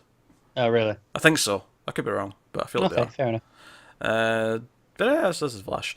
So that'll take us on to Titans number 13. Dan Abnett writing, V. Kenneth Marion on art, which, not Booth, so... always good. Always good. Admittedly, it was Rocafort on the cover, which did set me up a little bit. Yeah. But, Yoink. so this was an issue where they went to this lab to go and get Bumblebee's memories, and what was this guy called? Is he just Endgame? Is that his name? Endgame. Yeah. So he comes out, he's like, oh no, like you'll have to fight, and he's basically he can sort of call upon all of the different meta powers that they've talking about metas. Yeah, they're all meta bank. Yeah. Been tons of metas, Matt. They've been siphoning them. Hive's been at them for ages. Yeah. Hive. Everything for me. So we get this this kind of insane fight scene where he's going around and he's fighting them all. A lot of this is narrated by Wally, who's struggling with this whole heart condition that he's got right now where he can't go too fast. And it kind of triggers this weird side effect in his powers where time stops completely and he can move around. And I'm taking that to mean that his heart is stopping, but because he's like in the Speed Force at the time, well not in the Speed Force, but because he's using the Speed Force at the time, it's doing this weird time is stopping thing. Yeah, because you never see that in Flash. Like, people seem like they're stopped because of him, right? But this is actually time, like, he's hitting the pause button, so he can go and do these things. I like that. Yeah. I wasn't imagining that noise, was I? No, that was like a plane flying by my house. Was it? It sounded like there was music in it. Was that just me? No. No, that was just you. It sounded like wind. It was just really loud. Yeah. It was so loud that I just was like, whoa. That never happens. So I wonder what's going on. Hope nothing bad. Planes just flying by the window. We've had helicopters, but not a plane because there's a bank right by us. It's all right. I'm right under a flight path, so get planes all the time here. But yeah. Anyways, it's something I haven't seen in the Flash before. So him actually stopping time versus just running faster than everybody else. Yeah. So that's cool. Obviously, it plays with all the character things going on now, like Wally and Donna having a little connection, Donna knowing that she's probably going to hurt Roy's feelings because Roy's got a thing for her. So there's a lot nice moments to play on that. The fact that what's his face? Not Aqualad, Tempest. Yeah. Garth. Thank you. That was what I was looking for. Was Garth. And I doubted myself. Like, no, that's Beast Boy. But no, he's also Garth. It's fine. Yeah. He's fine. Too many Garths. Too many Garths. Yeah. He's Gar because it's short for Garfield. True. Garth True. Just Garth. True. It's close enough that I was doubting myself that I had the right name. No, it is. So Garth and Lilith have got a thing brewing to the point where she's telepathically sort of like secretly talking to him and be like, yeah, something's going on, and one of us might betray the other. Simon kind of like let us know that in her head, and it sort of brings that plot line back up. When they've actually won the fight and they've dealt with everything, mainly because Wally did his stuff where he stopped time and he's the one who's able to finish the bad guy off. Dick is in the computers and he's saying, okay, the memory engram was here, but it get moved. It's like someone tipped him off, and it's like, oh, we're actually bringing this up. That said, I did not expect him to immediately walk out and go, Lilith, why did you betray us? Yeah. So, if it is actually her, I'd be willing. It's either not her or Simon put something in her head that she's not aware of is there, and it wasn't her will. It seems a bit presumptuous for him to just go to that. I mean, I guess he's going, oh, you were alone with Simon. What did he do? You know, maybe he overpowered you with his mind powers, and maybe he's got another reason though, but we didn't see, based on what he saw. Yeah. I mean, I don't know. Yeah. So, if in terms of who it actually is, I wonder if it could be referring to the others, because we see Narc and we see what's his face? Blue Boy. Yeah. Harold. Yeah, like he goes to see him. He's like, oh, we used to be Titans, and I want to get my wife's memory back, but the Titans are the ones who ruined it in the first place, which seems a little bit, ill-minded coming from him. Like, I'm like, yeah. Did that really? Well, I'm not upset to see Cave Boy. Well, I'm not either, but it felt like. Did it really seem like they were the cause of this happening? It didn't really feel like that to me. No. It felt like a bit of a jump on his part. Yeah, it does, doesn't it? Malcolm Duncan. That's a good name you're looking for. I feel that's kind of my biggest problem with Titans in general. Like, a lot of it's good, but it feels like people just make leaps because that's the plot. Like even Nightwing here, it feels like he's just made that leap because that's where the plot needs him to go. Yeah. And I don't get why. Yeah, I think there's some of that there. It's not the most tightly written thing. I mean, I still enjoy it. I enjoyed this issue. I thought all the action was pretty fun. I'm liking Wally dealing with this new sort of crutch. Yeah, I'm wanting to see some real consequences, because at the minute this felt like a benefit. This stops time completely. This made it easier. It does. So but he can only do it when he pushes himself to the limit. So I'm wondering if this itself will have consequences. Like, every time he does this, it's like it's ticking down. Like, he's basically buying his own time away from himself by doing this. Very Cable-esque. Hmm. Yeah, I don't like that. You can describe something as Cable-esque, it's usually bad. I do like how they use it, though, is if he's like, well, we all have our secrets, even me, because I'm not telling the Titans about my heart thing, and I can stop time, so what are the rest of them hiding, too, even though we're best friends? It's a proper soap drama stuff going on here, though. It is. We got a lot last issue, and this is just continuing that. Yep. I'm kind of enjoying the soap drama stuff in this, to be honest. It's kind of working for me. I know Riverdale's not on right now. This is scratching that itch. So. Yeah, I don't know. I think maybe it's because I like the character so much. Maybe it's like, even if there is some weird leaps in logic, that Abnett does get most of their voices in relationships for the most part. That it is at least fun to see them kind of bounce off in these different ways, and it's creating these new pairs and these new dynamics by having some of them pair off in this way. So I'm curious to see where this goes. But I thought this was a fine issue. It did have a couple of weird leaps, but the action was fun, and the art was better than usual. So it's not hard though. Perhaps not. It wasn't as good as Rocafort again, but it was better than usual. I need to check the solicits. Maybe Booth's gone now. Maybe. Oh, I found his name 3 times. He shows up and does another issue, so be careful. All right, let's move on to Supergirl number 11. Steve Orlando writing, Brian Ching on art. This was the end of the current Phantom Zone arc, and this basically. Thank the makers, it's done. Never thought I'd say that with a Batgirl Supergirl team up, but I decided not to read this issue because I was just like, you know what? I didn't really even enjoy in the last couple that much. I don't really want to read this.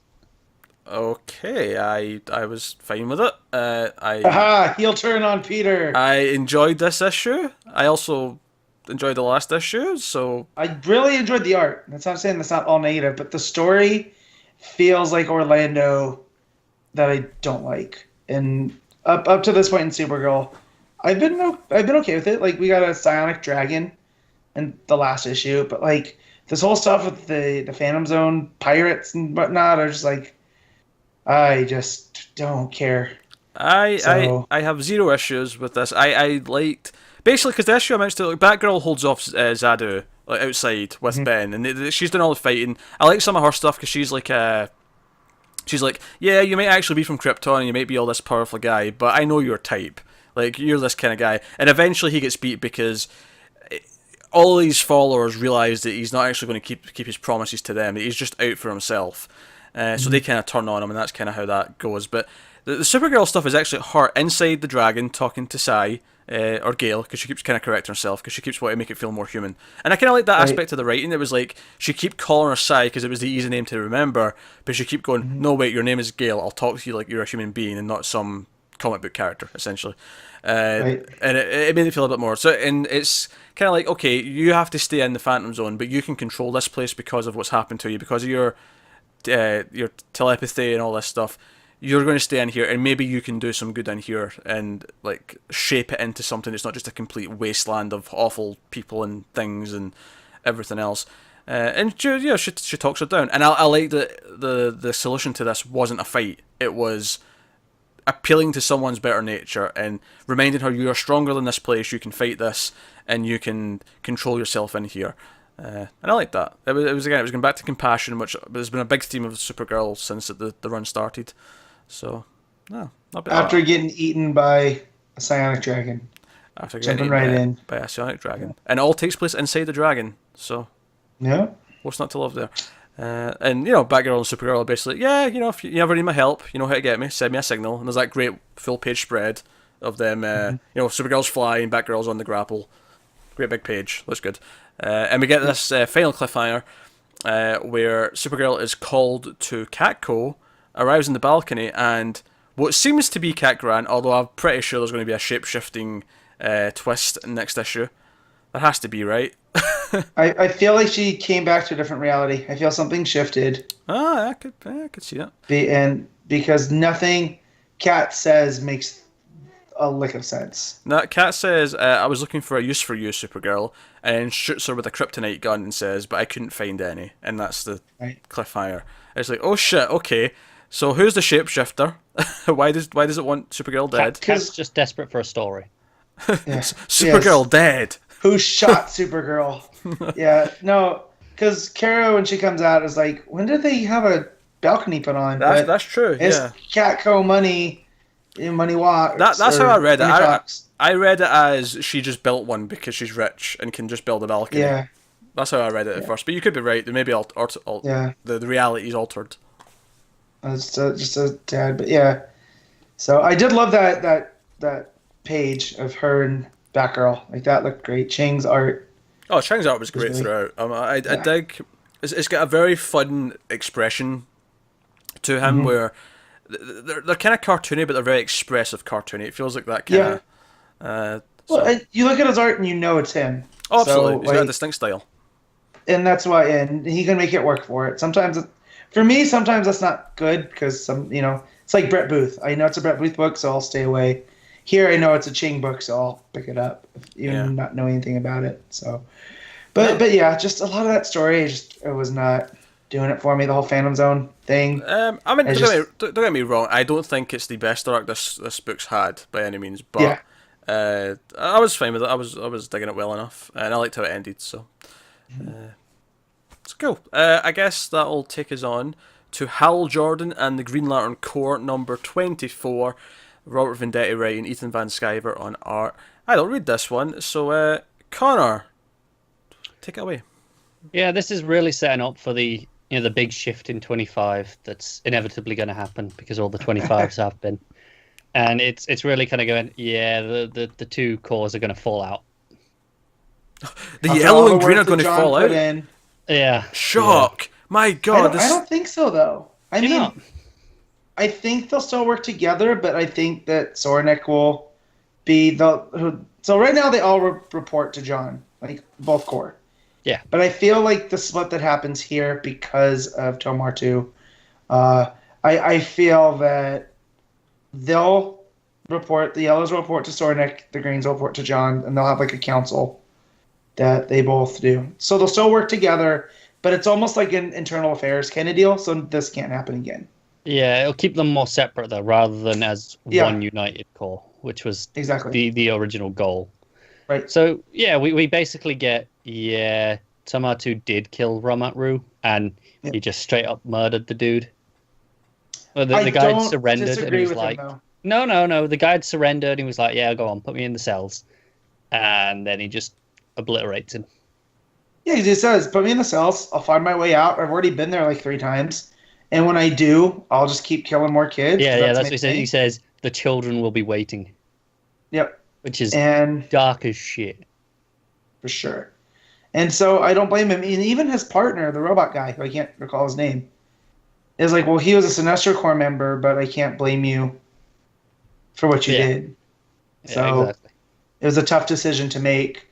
And even Hal, when Hal finds out that's what it is, he's still kind of like... He tries to defend him, doesn't he? He's like, no, I'm sure you had reasons for what you did.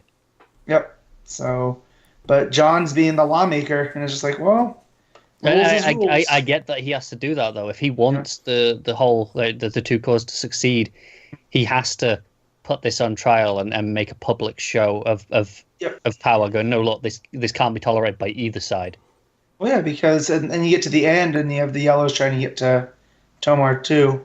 Yeah, and so it just kind of reinforces John because he can't let them get away with it.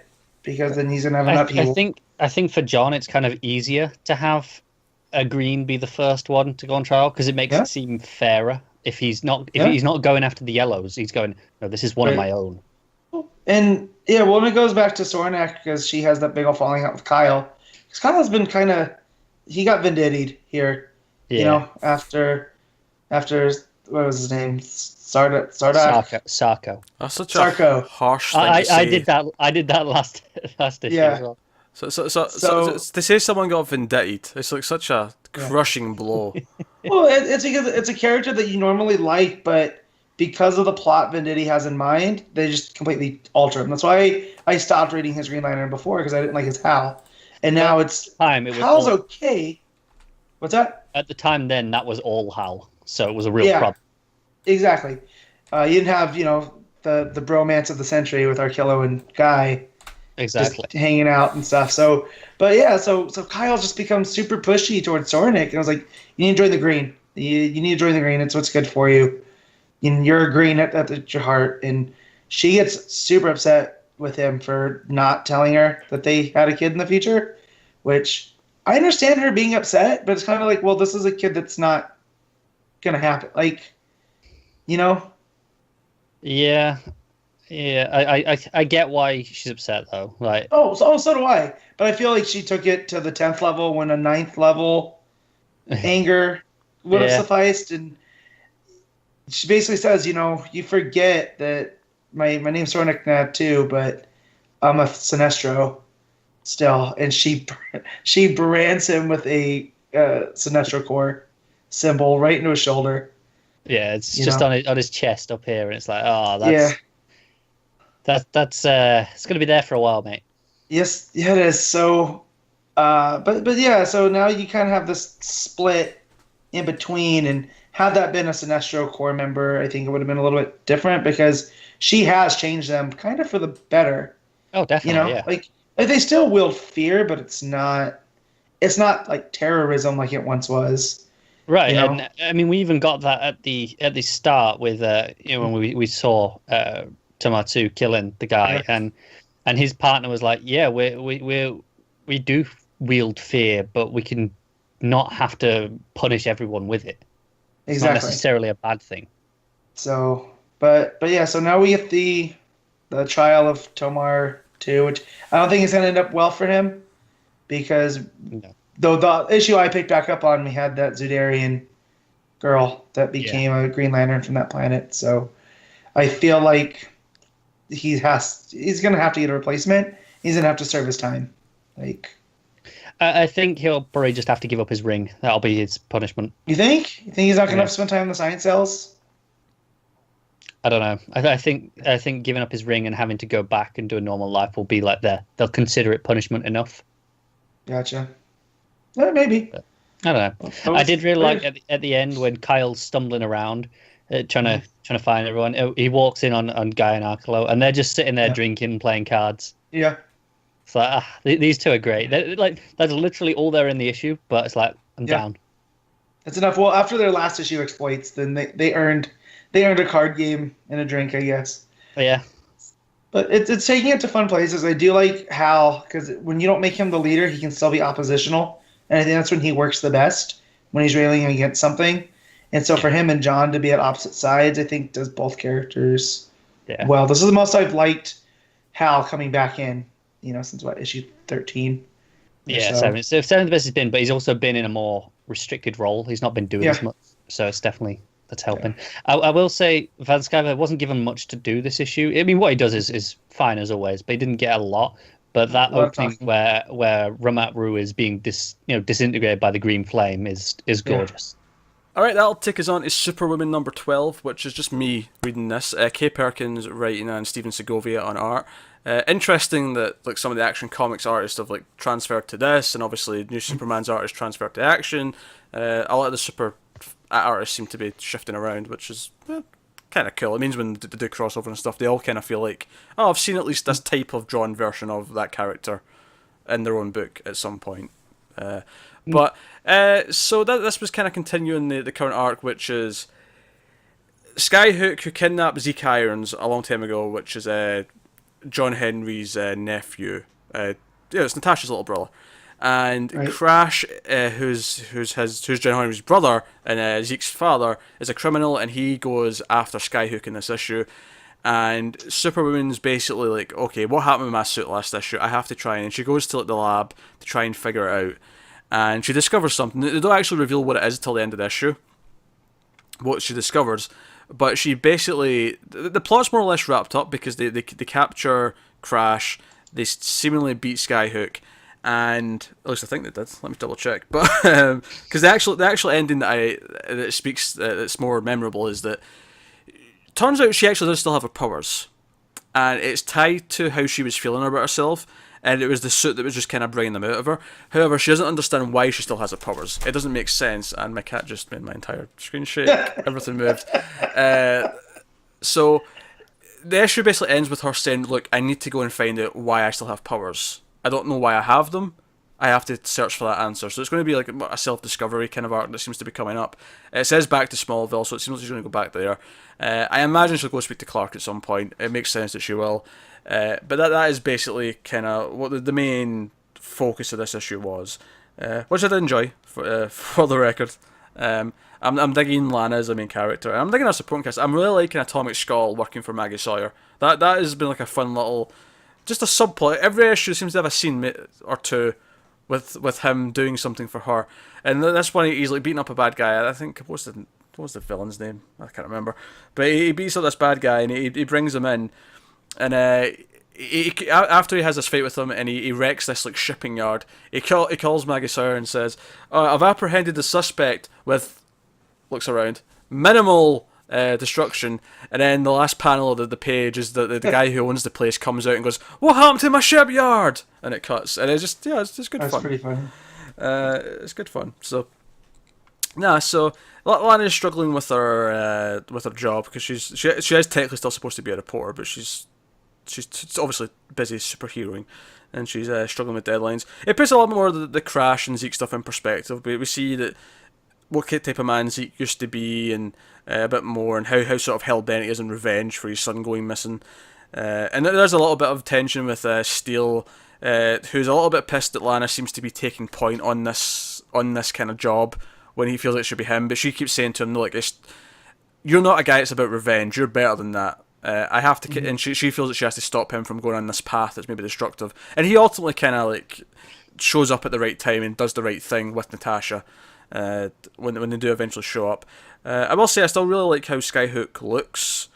He's got a really cool look to him. You've seen him in Nightwing recently. I mean, obviously you guys have been Nightwing. He was in the last issue of that. That's the like the demon looking wings. He's got like a blue hood, but otherwise he's kind of like a demon looking dude. And that's basically it. She beats Skyhook. They get Crash back in custody, or more specifically, Steele's got him thrown over his shoulder. So it goes to her, like she has to now discover why she still has these powers, which I'm glad's the arc, because a few pages before that, when she's like coming into the fight, flying in, and she's like. And she says she discovered she still has her powers, and the suit was just like helping her channel them. But now she's aware of them. She's sort of reignited them, and she has them. I immediately went, but why? She shouldn't have them. But the character immediately went, yeah, I shouldn't have these powers. I need to discover why I still have these. So that's what the next mission is going to be. So that's pretty cool. So, Superwoman, I'm still digging it. It's I wish these super books were spread out throughout the month. It's really annoying that Superwoman, Supergirl, and New Superman all hit in the same day. I wish they were spread, but hey, I'm still digging it, so that's cool. So that'll take us on to New Superman, Speaking of the Devil, issue 13, Jean Lun Yang writing, Billy Tan on art. Connor, did you read this? No, I haven't been reading New Superman in a long time. Okay. I stopped after the first arc. Fair enough. For some reason, I have to question it every single time I get to it. Every time. Yeah. I always forget. But one day. Well, you never know if you're going to get caught up. That's all. Yeah. Well, sometimes you have to read Red Hood, so you're missing out. Sometimes he drops these bombshells. I didn't think he was doing Red Hood this week. I thought he was doing it next week. And right before the show, he's like, oh, by the way, I read Red Hood. And then later on in the same show, he's like, oh, I didn't read Flash. Like, well, no, that was not intentional though. That was I just missed it. I didn't realize it was there. Subconscious, Connor. Subconscious. Sure. There was a subconscious element of you that wanted to read I've read more. Flash now. Will you just get over it? So, New Superman. Testy. I know, he's I don't know, it's ginger. It's that ginger angst. Yeah, just mediocre. I feel like I just need the the GIF from Fury Road. Yeah, I was just gonna say someone get that sound drop of him going so mediocre and.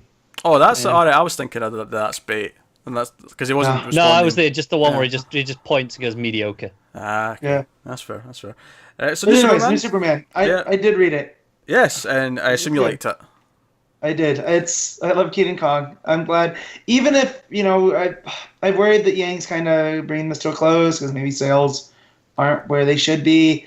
The fact that he showed up in Action Comics as part of the Superman family, he has earned a place in the DCU. He's at least sticking around, even if the book ends. He's at least going to be around. Exactly. But here, I almost feel like they could transition into a Justice League of China. It does feel that way. Because this issue, ultimately, he deals with the fact that he just learned that Dr. Omen said that was his mom, and he doesn't really believe her. He goes to find his dad, because he found out his dad was in this facility, he's not there, he gets angry, and Ching shows up, or he's already there, and he's like, look, Keenan, you have to focus, and he takes him to the sort of the white chi place again, and he's like, look, what is your chi telling you to do? And it says lead. And it's like, you have to lead. It's time to be the leader. And it's all the symbols of all the different Chinese superheroes pop up. It's like, you have to find your team. You have to form the Justice League of China, and you have to win this fight. Because Superman Zero is now Emperor Superman, or whatever Emperor Superman. Emperor Superman. He's got a new... I actually kind of like his new costume, actually. I'm digging the whole kind of Chinese Emperor vibe that he's got. Mm-hmm. It's pretty cool. Exactly. But I do love that when he tells him he has to create the Justice League of China, and he goes...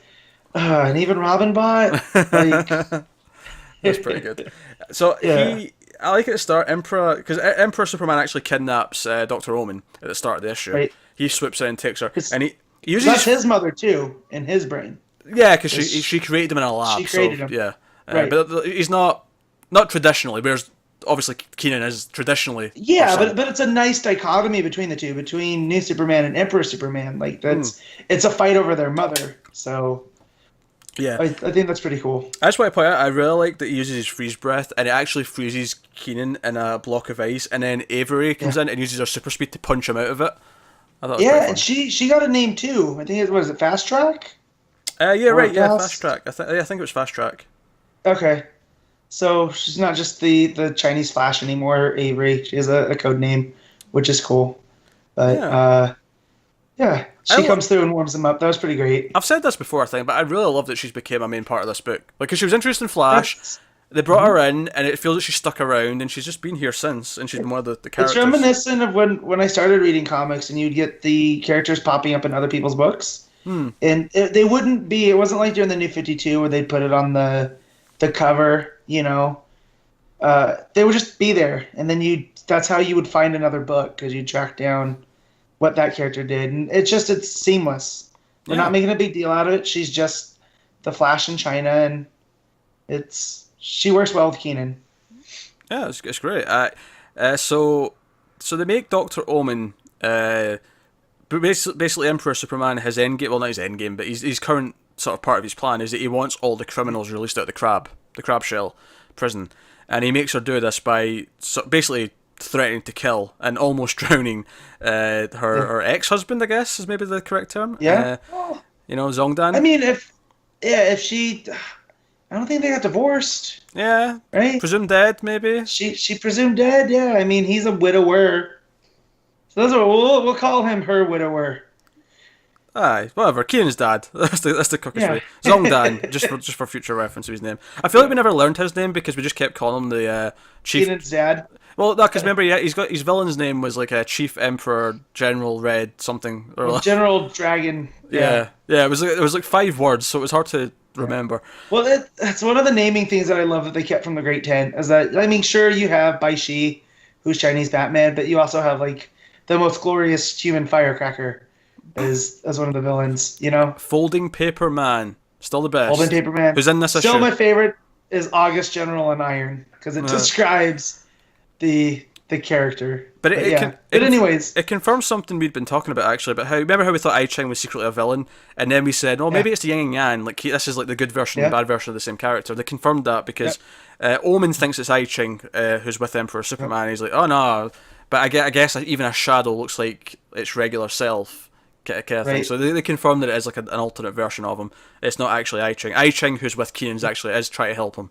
So that's pretty cool. And she actually agrees. She lets them all out, and we get Chinese Bane, who I wasn't expecting. But this was the kid who this was the kid who wanted Baxi's like spot from Baishi. Sorry. Have I been saying it wrong every time? Is that... Yeah, but it's I just take it up to the way you talk. Yeah, but so the kid Baishi wanted his spot from the training academy, who were all trained to be Batman, and they had that whole issue where they had a fight and it was being rigged from underneath, and his sister was involved, and all the rest of it, all that plot. But he shows up in a sort of very Bane-looking mask, and he even mentions that he discovered something from America called Venom. And it's like, oh shit, he's actually has Bane. Like, he's full on has Bane. Yeah. And that was pretty cool. To the point where after his mask gets ripped off, he holds Chinese Batman up over his head, like he's going to break his back. And of course, that's when Keenan runs in and like super punches him in the face and saves him. So we have most of the Justice League together because then runs Avery with Robin Bot. And we're missing Daylon. Of course, who's still missing because, again, just recently... we found out that she was actually this mythical being who was frozen in rock until recently, and then the villain who was also frozen in rock. So there's that whole thing, which I loved as well.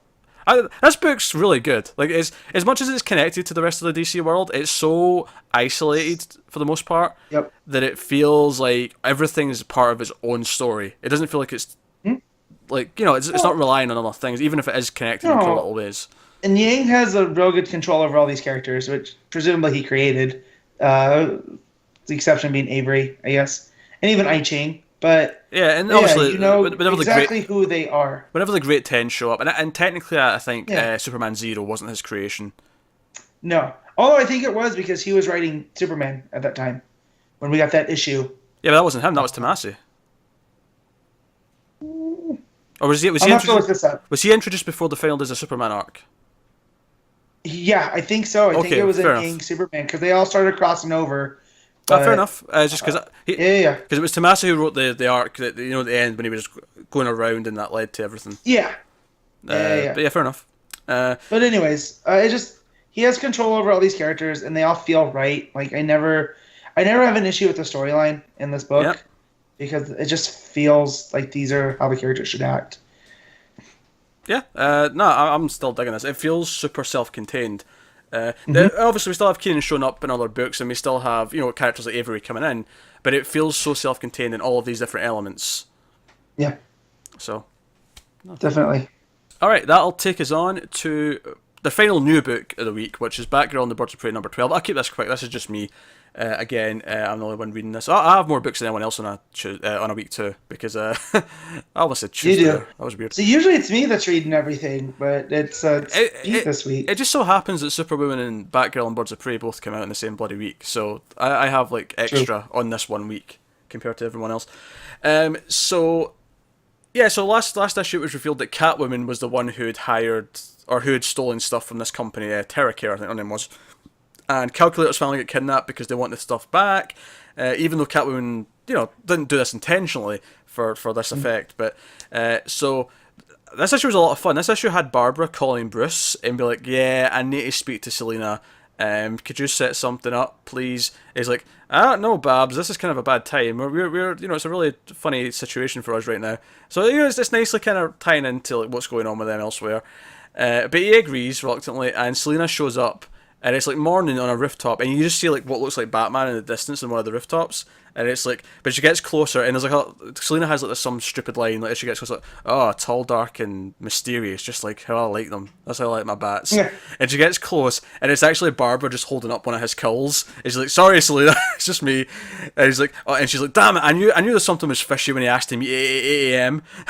So yeah, good stuff. Good. Playing on what's going on elsewhere, playing on like, oh, I should have known this was fishy because it's daytime, kind of stuff.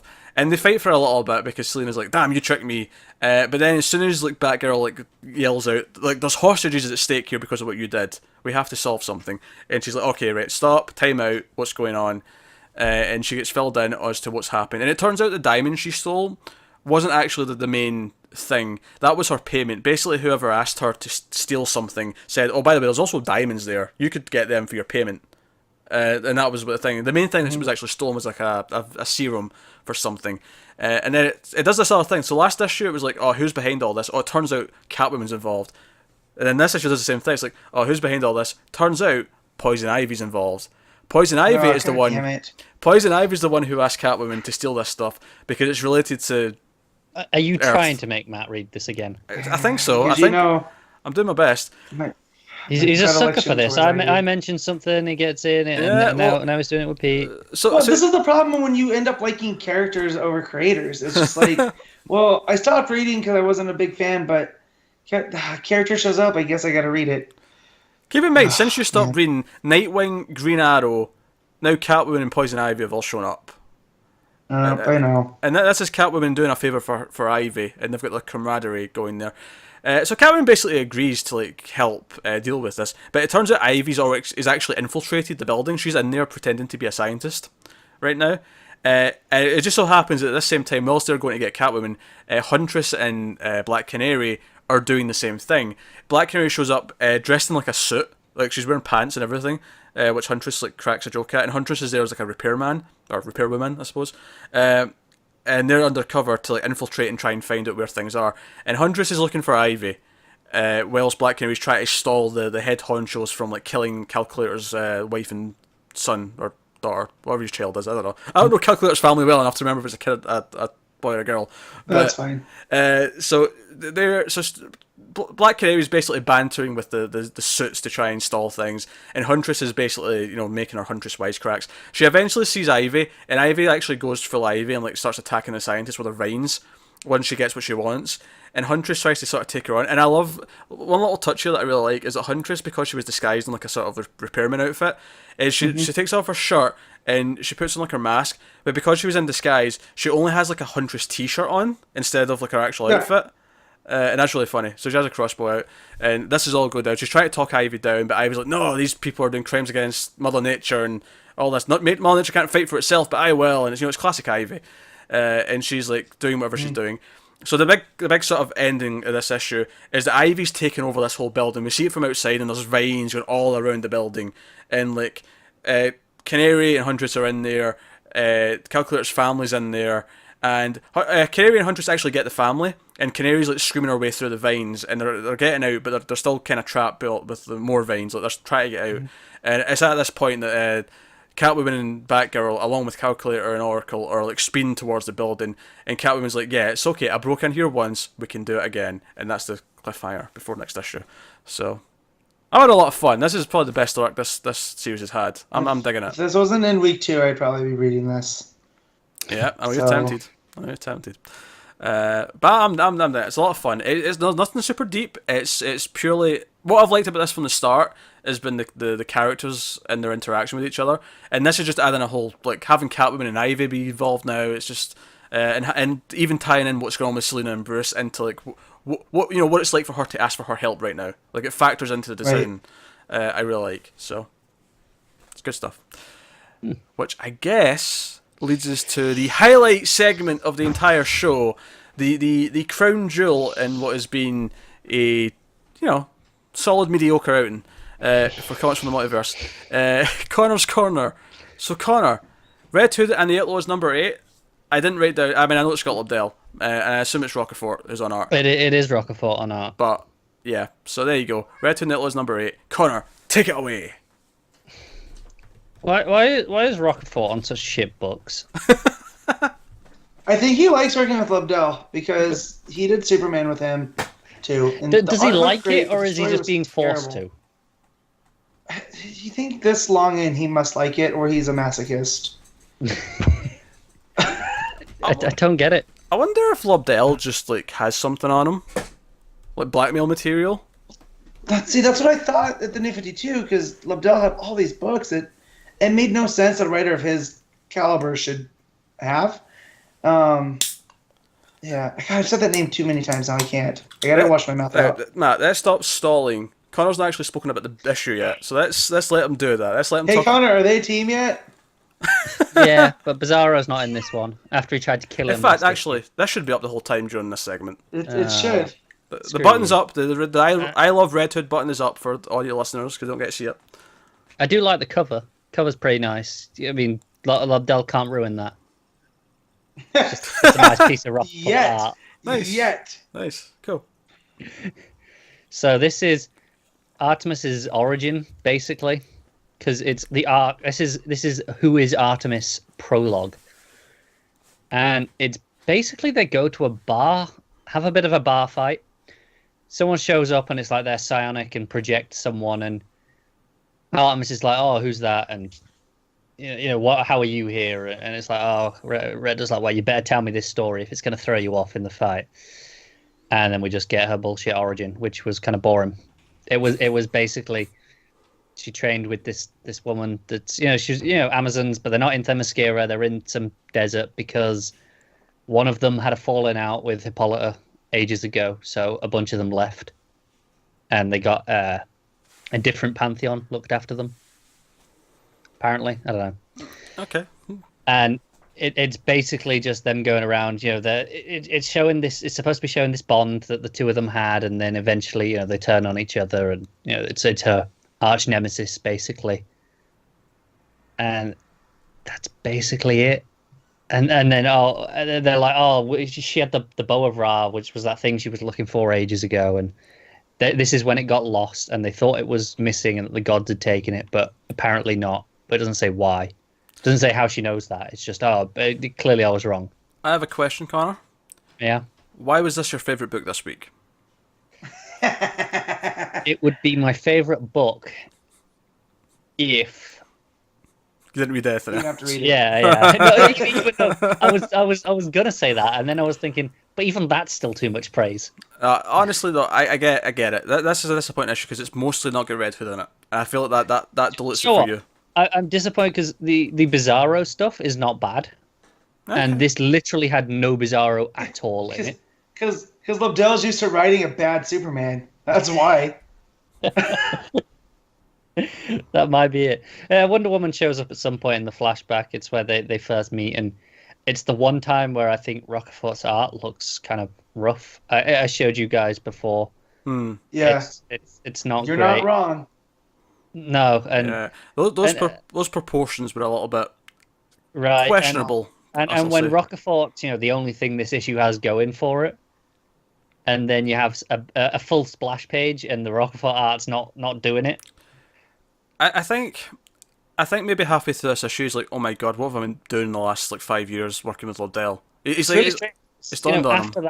After that page, there's a little fight scene with Wonder Woman, and she looks great there.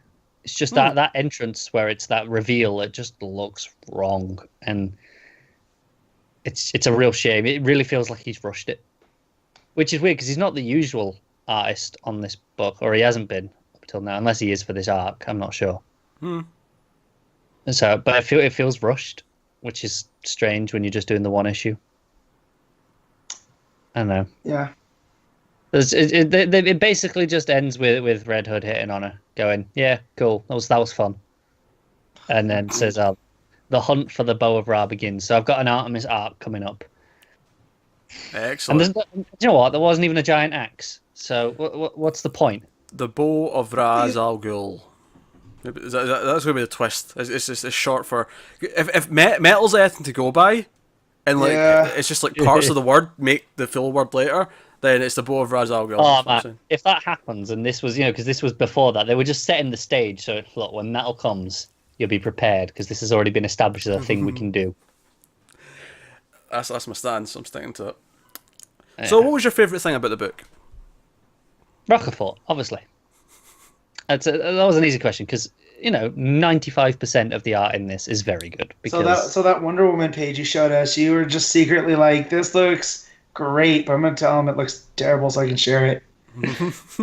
That one page looked bad, but everything else looks great. Well, Rochefort's good. That's it. It makes it go down easier. I'll be honest, this issue, because it's at least I can kind of ignore the words and just look at the pretty pictures. Cool. It makes it flow nicer. You know why? You know why that is? Because you're mediocre. Is this ever gonna drop? Nope. That's my new favourite running joke. Connor's mediocre. Trademark. I have to say, I'm really not looking forward to this arc coming up of Artemis related. I know there's a Bizarro arc after that, so that might be more enjoyable. That could be the light at the end of the tunnel. It could be, and I think that's what's going on. Who's writing it, though? Shut up. I feel like I'm the roadrunner to your coyote, and that light at the end of the tunnel is really a train, not a painted train. Even though you personally painted the tunnel on the wall. Yep, I agree with all of it. That's about right. So of course we should mention this is paid for. Patreon, one of the perks is Connor's Corner, and you can force Connor to read a book of your choosing. There's 4 slots because the idea is that you could do one per show a month. And David is my sworn enemy now. Apparently he is, and he's making him work through Red Hood. Sworn enemy, you mean best friend, because you're speaking like Bizarro. He's making him work through Red Hood because Connor was reading Red Hood for the first arc, which he committed to doing and then dropped it, which is why it started at issue 7 last month, because that was where he left off back when the show. Well, I mean, by the time he got to issue 6, we were probably like 20 episodes of or 30 episodes of the show in by that point, but depending on how long that took. But so. No, that is why. Now, of course, if you wanted him to catch up quicker so that he could be like on the new issue at some point, then it would take a second person to make him read Red Hood so that he'd of course, you can make me read anything. You have to make me read Red Hood. You can, but the implication is that you'll make him read Red Hood. But you could pick any DC book, anything. You could pick any. No, it doesn't have to be a DC book. I don't think. True. It doesn't have to be, but I think to be in the spirit, you make him read a terrible DC book rather than a terrible book in general. Yeah. I'm just saying, Lobdell has some Superman work that you could make him read. I wouldn't wish that upon my worst enemy. But then again, my worst enemy's not mediocre, so... Oh man. Excellent stuff. So that is Let's get the show on the road. Is that Red Hood? We got favorites. That's Red Hood. It was far worse than last issue. She's low bar already. Okay. So more of that coming next month. Alright, so yeah, I guess we should do favourites. And obviously, one of the other things that you get on Patreon, again, patreon.com/MailedFuzzTV. MailedFuzzTV is the umbrella in which we do everything. So it's not Comics from the Multiverse Patreon, it's MailedFuzzTV Patreon. But you get a lot of perks for the show. And the one in the $1 tier, the nice and sort of easy one, is you get to vote every week on your favourite issues of the week. So that in the following episode, we'll announce what the winners are on the show. So for last week's episode, the vote for this week's will go up before the end of the weekend, and you'll have until we start recording next week to vote on that. But the winners are very easy. I didn't even have to look at them. I looked at them earlier, and I can just tell you what they are off the top of my head. Batman won Best Book. Batman won Best Art. Batman won Best Cover. So, clean sweep.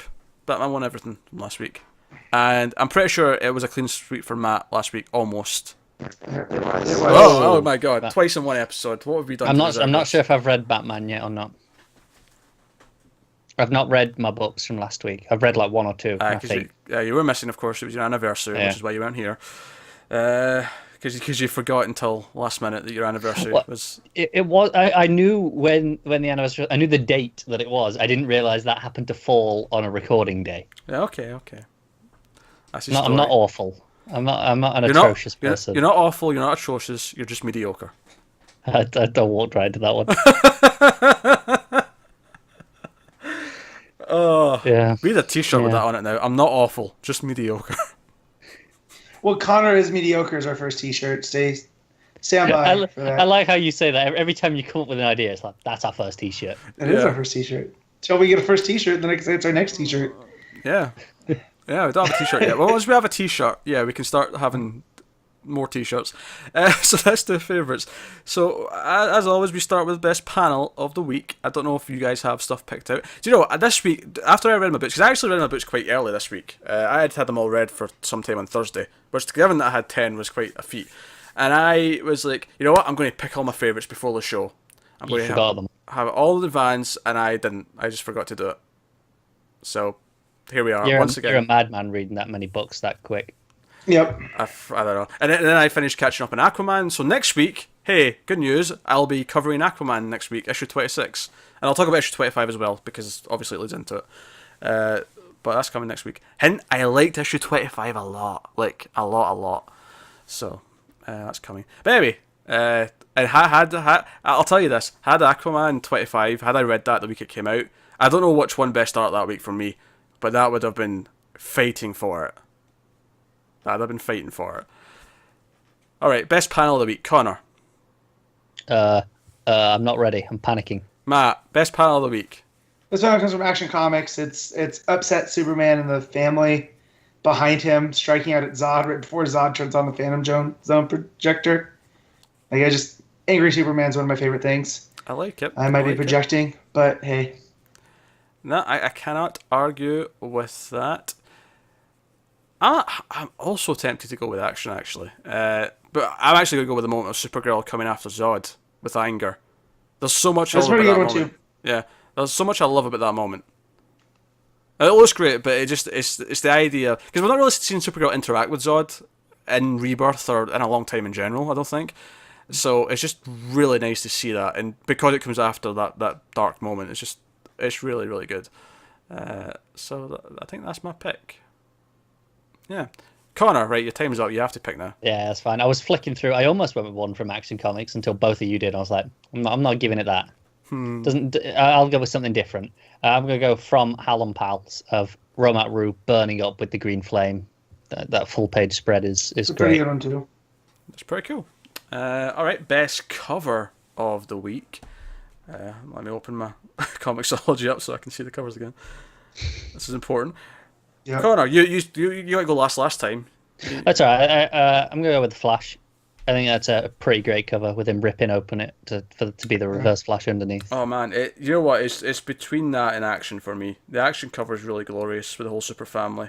Looks really pretty as well. Yeah, I think the Wonder Woman cover's pretty good as well. Yeah, Wonder Woman's not bad. In fact, Rockerford Titans is quite good as well. There's actually there's a good number of covers actually this week that are worthy of the thought of it. New Superman's quite good. Yeah, I'm actually going to agree on go with the Flash. I think as much as I like the Action Comics one with all the family and combat, that Flash one with him ripping the face off to reveal Reverse Flash is pretty good. So that's my pick. Matt. Yeah. Mine's Action Comics. In fact, I was going to get the Janin variant when I picked it up at the shop, but I took a look at this one, which was the main cover, and it looks great as well. So Leon's got all the Superman family on there.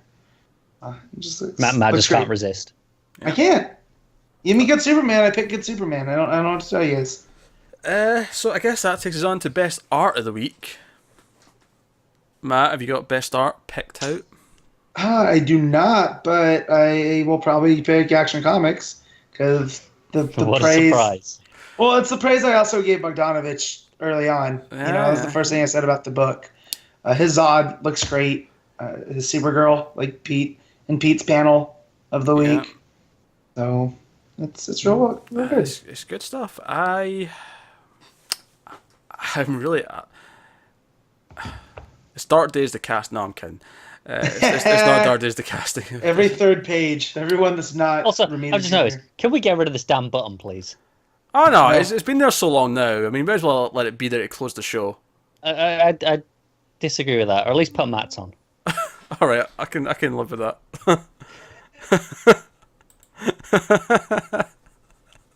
Look at me, so upset. All right. Art of the week. This is a really tough. I feel like my top 5 is going to be really rough as well. Just in terms of deciding what goes where, because I feel there's a lot of stuff I like, but not that obvious.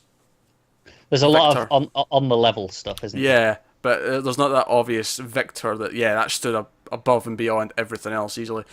This is tough. Action's definitely an option, and possibly Wonder Woman. Maybe Supergirl. I love Ching's Supergirl stuff. I'm gonna go with action. I think I'll go with action, but I can't. I want to fight picking the same thing as Matt, but in the end, I can't. That's fair. No. In the end, I can't. Connor. No, action's a good choice, but I am gonna go with Wonder Woman. I really enjoyed it. I was close to it. I was close to picking it. I think the reason why I didn't ultimately, is there's just a bit more emotion for me in the art and Action Comics. So that's fair. I think that's my pick. All right, top 5. This is tough because last one shot it was like, or last Dark Days prelude, whatever you like to call it. Like that was kind of we all picked that. That was a unanimous pick that week. And I feel like this time that's not going to be the case. So, Connor, top 5 books of the week. Well, I'm sticking with the Dark Days at the top. Well, you're the one who was positive when we were a lot more mixed. I'm going to follow it up with Action Comics, then Wonder Woman, then Flash, then Detective. Cool. Matt? Mine's going to go Action Comics, and then Detective, Flash, New Superman, and then, even though I wasn't big on the story, I'll go Supergirl. If I could only pick half of the casting, that would have been on there, but you have to pick the whole thing. So you do indeed. This is a really rough week. I'm also going to go with Action Comics at number 1, which is insane, given that two issues ago it wasn't even making my top 5. No. But Action Comics at number 1, great issue. Oh, this is a hard week. I do not like this week for picking this at all. Alright, so Action at number 1, and then I'm going to go with New Superman at number 2. Then I'm going to go Wonder Woman at number 3, Detective at number 4. And I think I'm going to go Batgirl and the Birds of Prey at number 5. Nice. Well, Poison Ivy's in it, so who could blame you? It's a weird way that I feel like, again, Action maybe stood out a little bit more overall, but I feel like everything else was kind of level. Like, I could have easily swapped in Supergirl or Superwoman into those picks. Or Flash. Flash didn't even put my top 5, so yeah, Flash could have easily swapped in there, but it just, that's... I didn't dislike the casting. Obviously, I had concerns with it. I have opinions, and it's not as much of a home run as the last one, but we'll see. So there you go. That is the favourites of the week. So that leaves me to tell you what's coming next week from DC Comics and on the show. So next week we're going to have Aquaman number 26. Because like I say, I've caught up. I will be discussing it next week. I'm looking forward to it. I enjoyed issue 25. Also, Batman number 27. Batwoman number 5, Green Arrow number 27, Green Lanterns number 27, Nightwing number 25, Superman number 27, Super Sons number 6, Trinity number 11, and then also out, but we are not covering them, is Harley Quinn number 24 and Justice League number 25. So, and possibly All-Star Batman, because that got pushed from last week, or this week, so it could be out next week. It's not, so it's been pushed at least 2 weeks then. Hey ho. So that's what's coming next week, so you can look forward to that. And also Solicit should be out for next week. Those should be coming on Monday, so we'll have maybe some stuff to talk about from that. Yeah, and we got more 25s next week, so some bigger issues. Oh yeah, Nightwing's 25 is a bigger issue? Yeah, all the 25s there, I think. And Justice League, but I'm assuming that's still going to be Hitch. Let me have a look. Because if it's Hitch... Oh, by the way, Justice League. It's still Hitch. Yeah, you were kind of right not to read Justice League. You remember the last one was Abnett, and you were considering reading it. Yeah. Basically, that kind of spun out of Aquaman, so you probably would have felt really lost reading that. Oh, good thing. Yeah, I didn't read that then. So yeah, that's there you go. So that is this week's show. That is Comics from the Multiverse number 60. Yes, hitting all 10. Oh, damn. Yeah. So let us know what you thought of the books this week in the comments below, or tweet at us at mild_fuzz, or individual Twitters at Weeble89 for me, at ConnorRyan94 for Connor, at MattofSteel57 for Matteo. Get us on patreon.com, as I said earlier, patreon.com/MailFuzzTV. If you want to support the podcast and everything we do here, you can do that over there, and there's some cool bonuses and stuff if you want to check that out. But that is kind of us. So yeah, keep reading comics, and thanks for watching or listening. Always remember, never get lost in the Speed Force. Connor can't sound imaginary.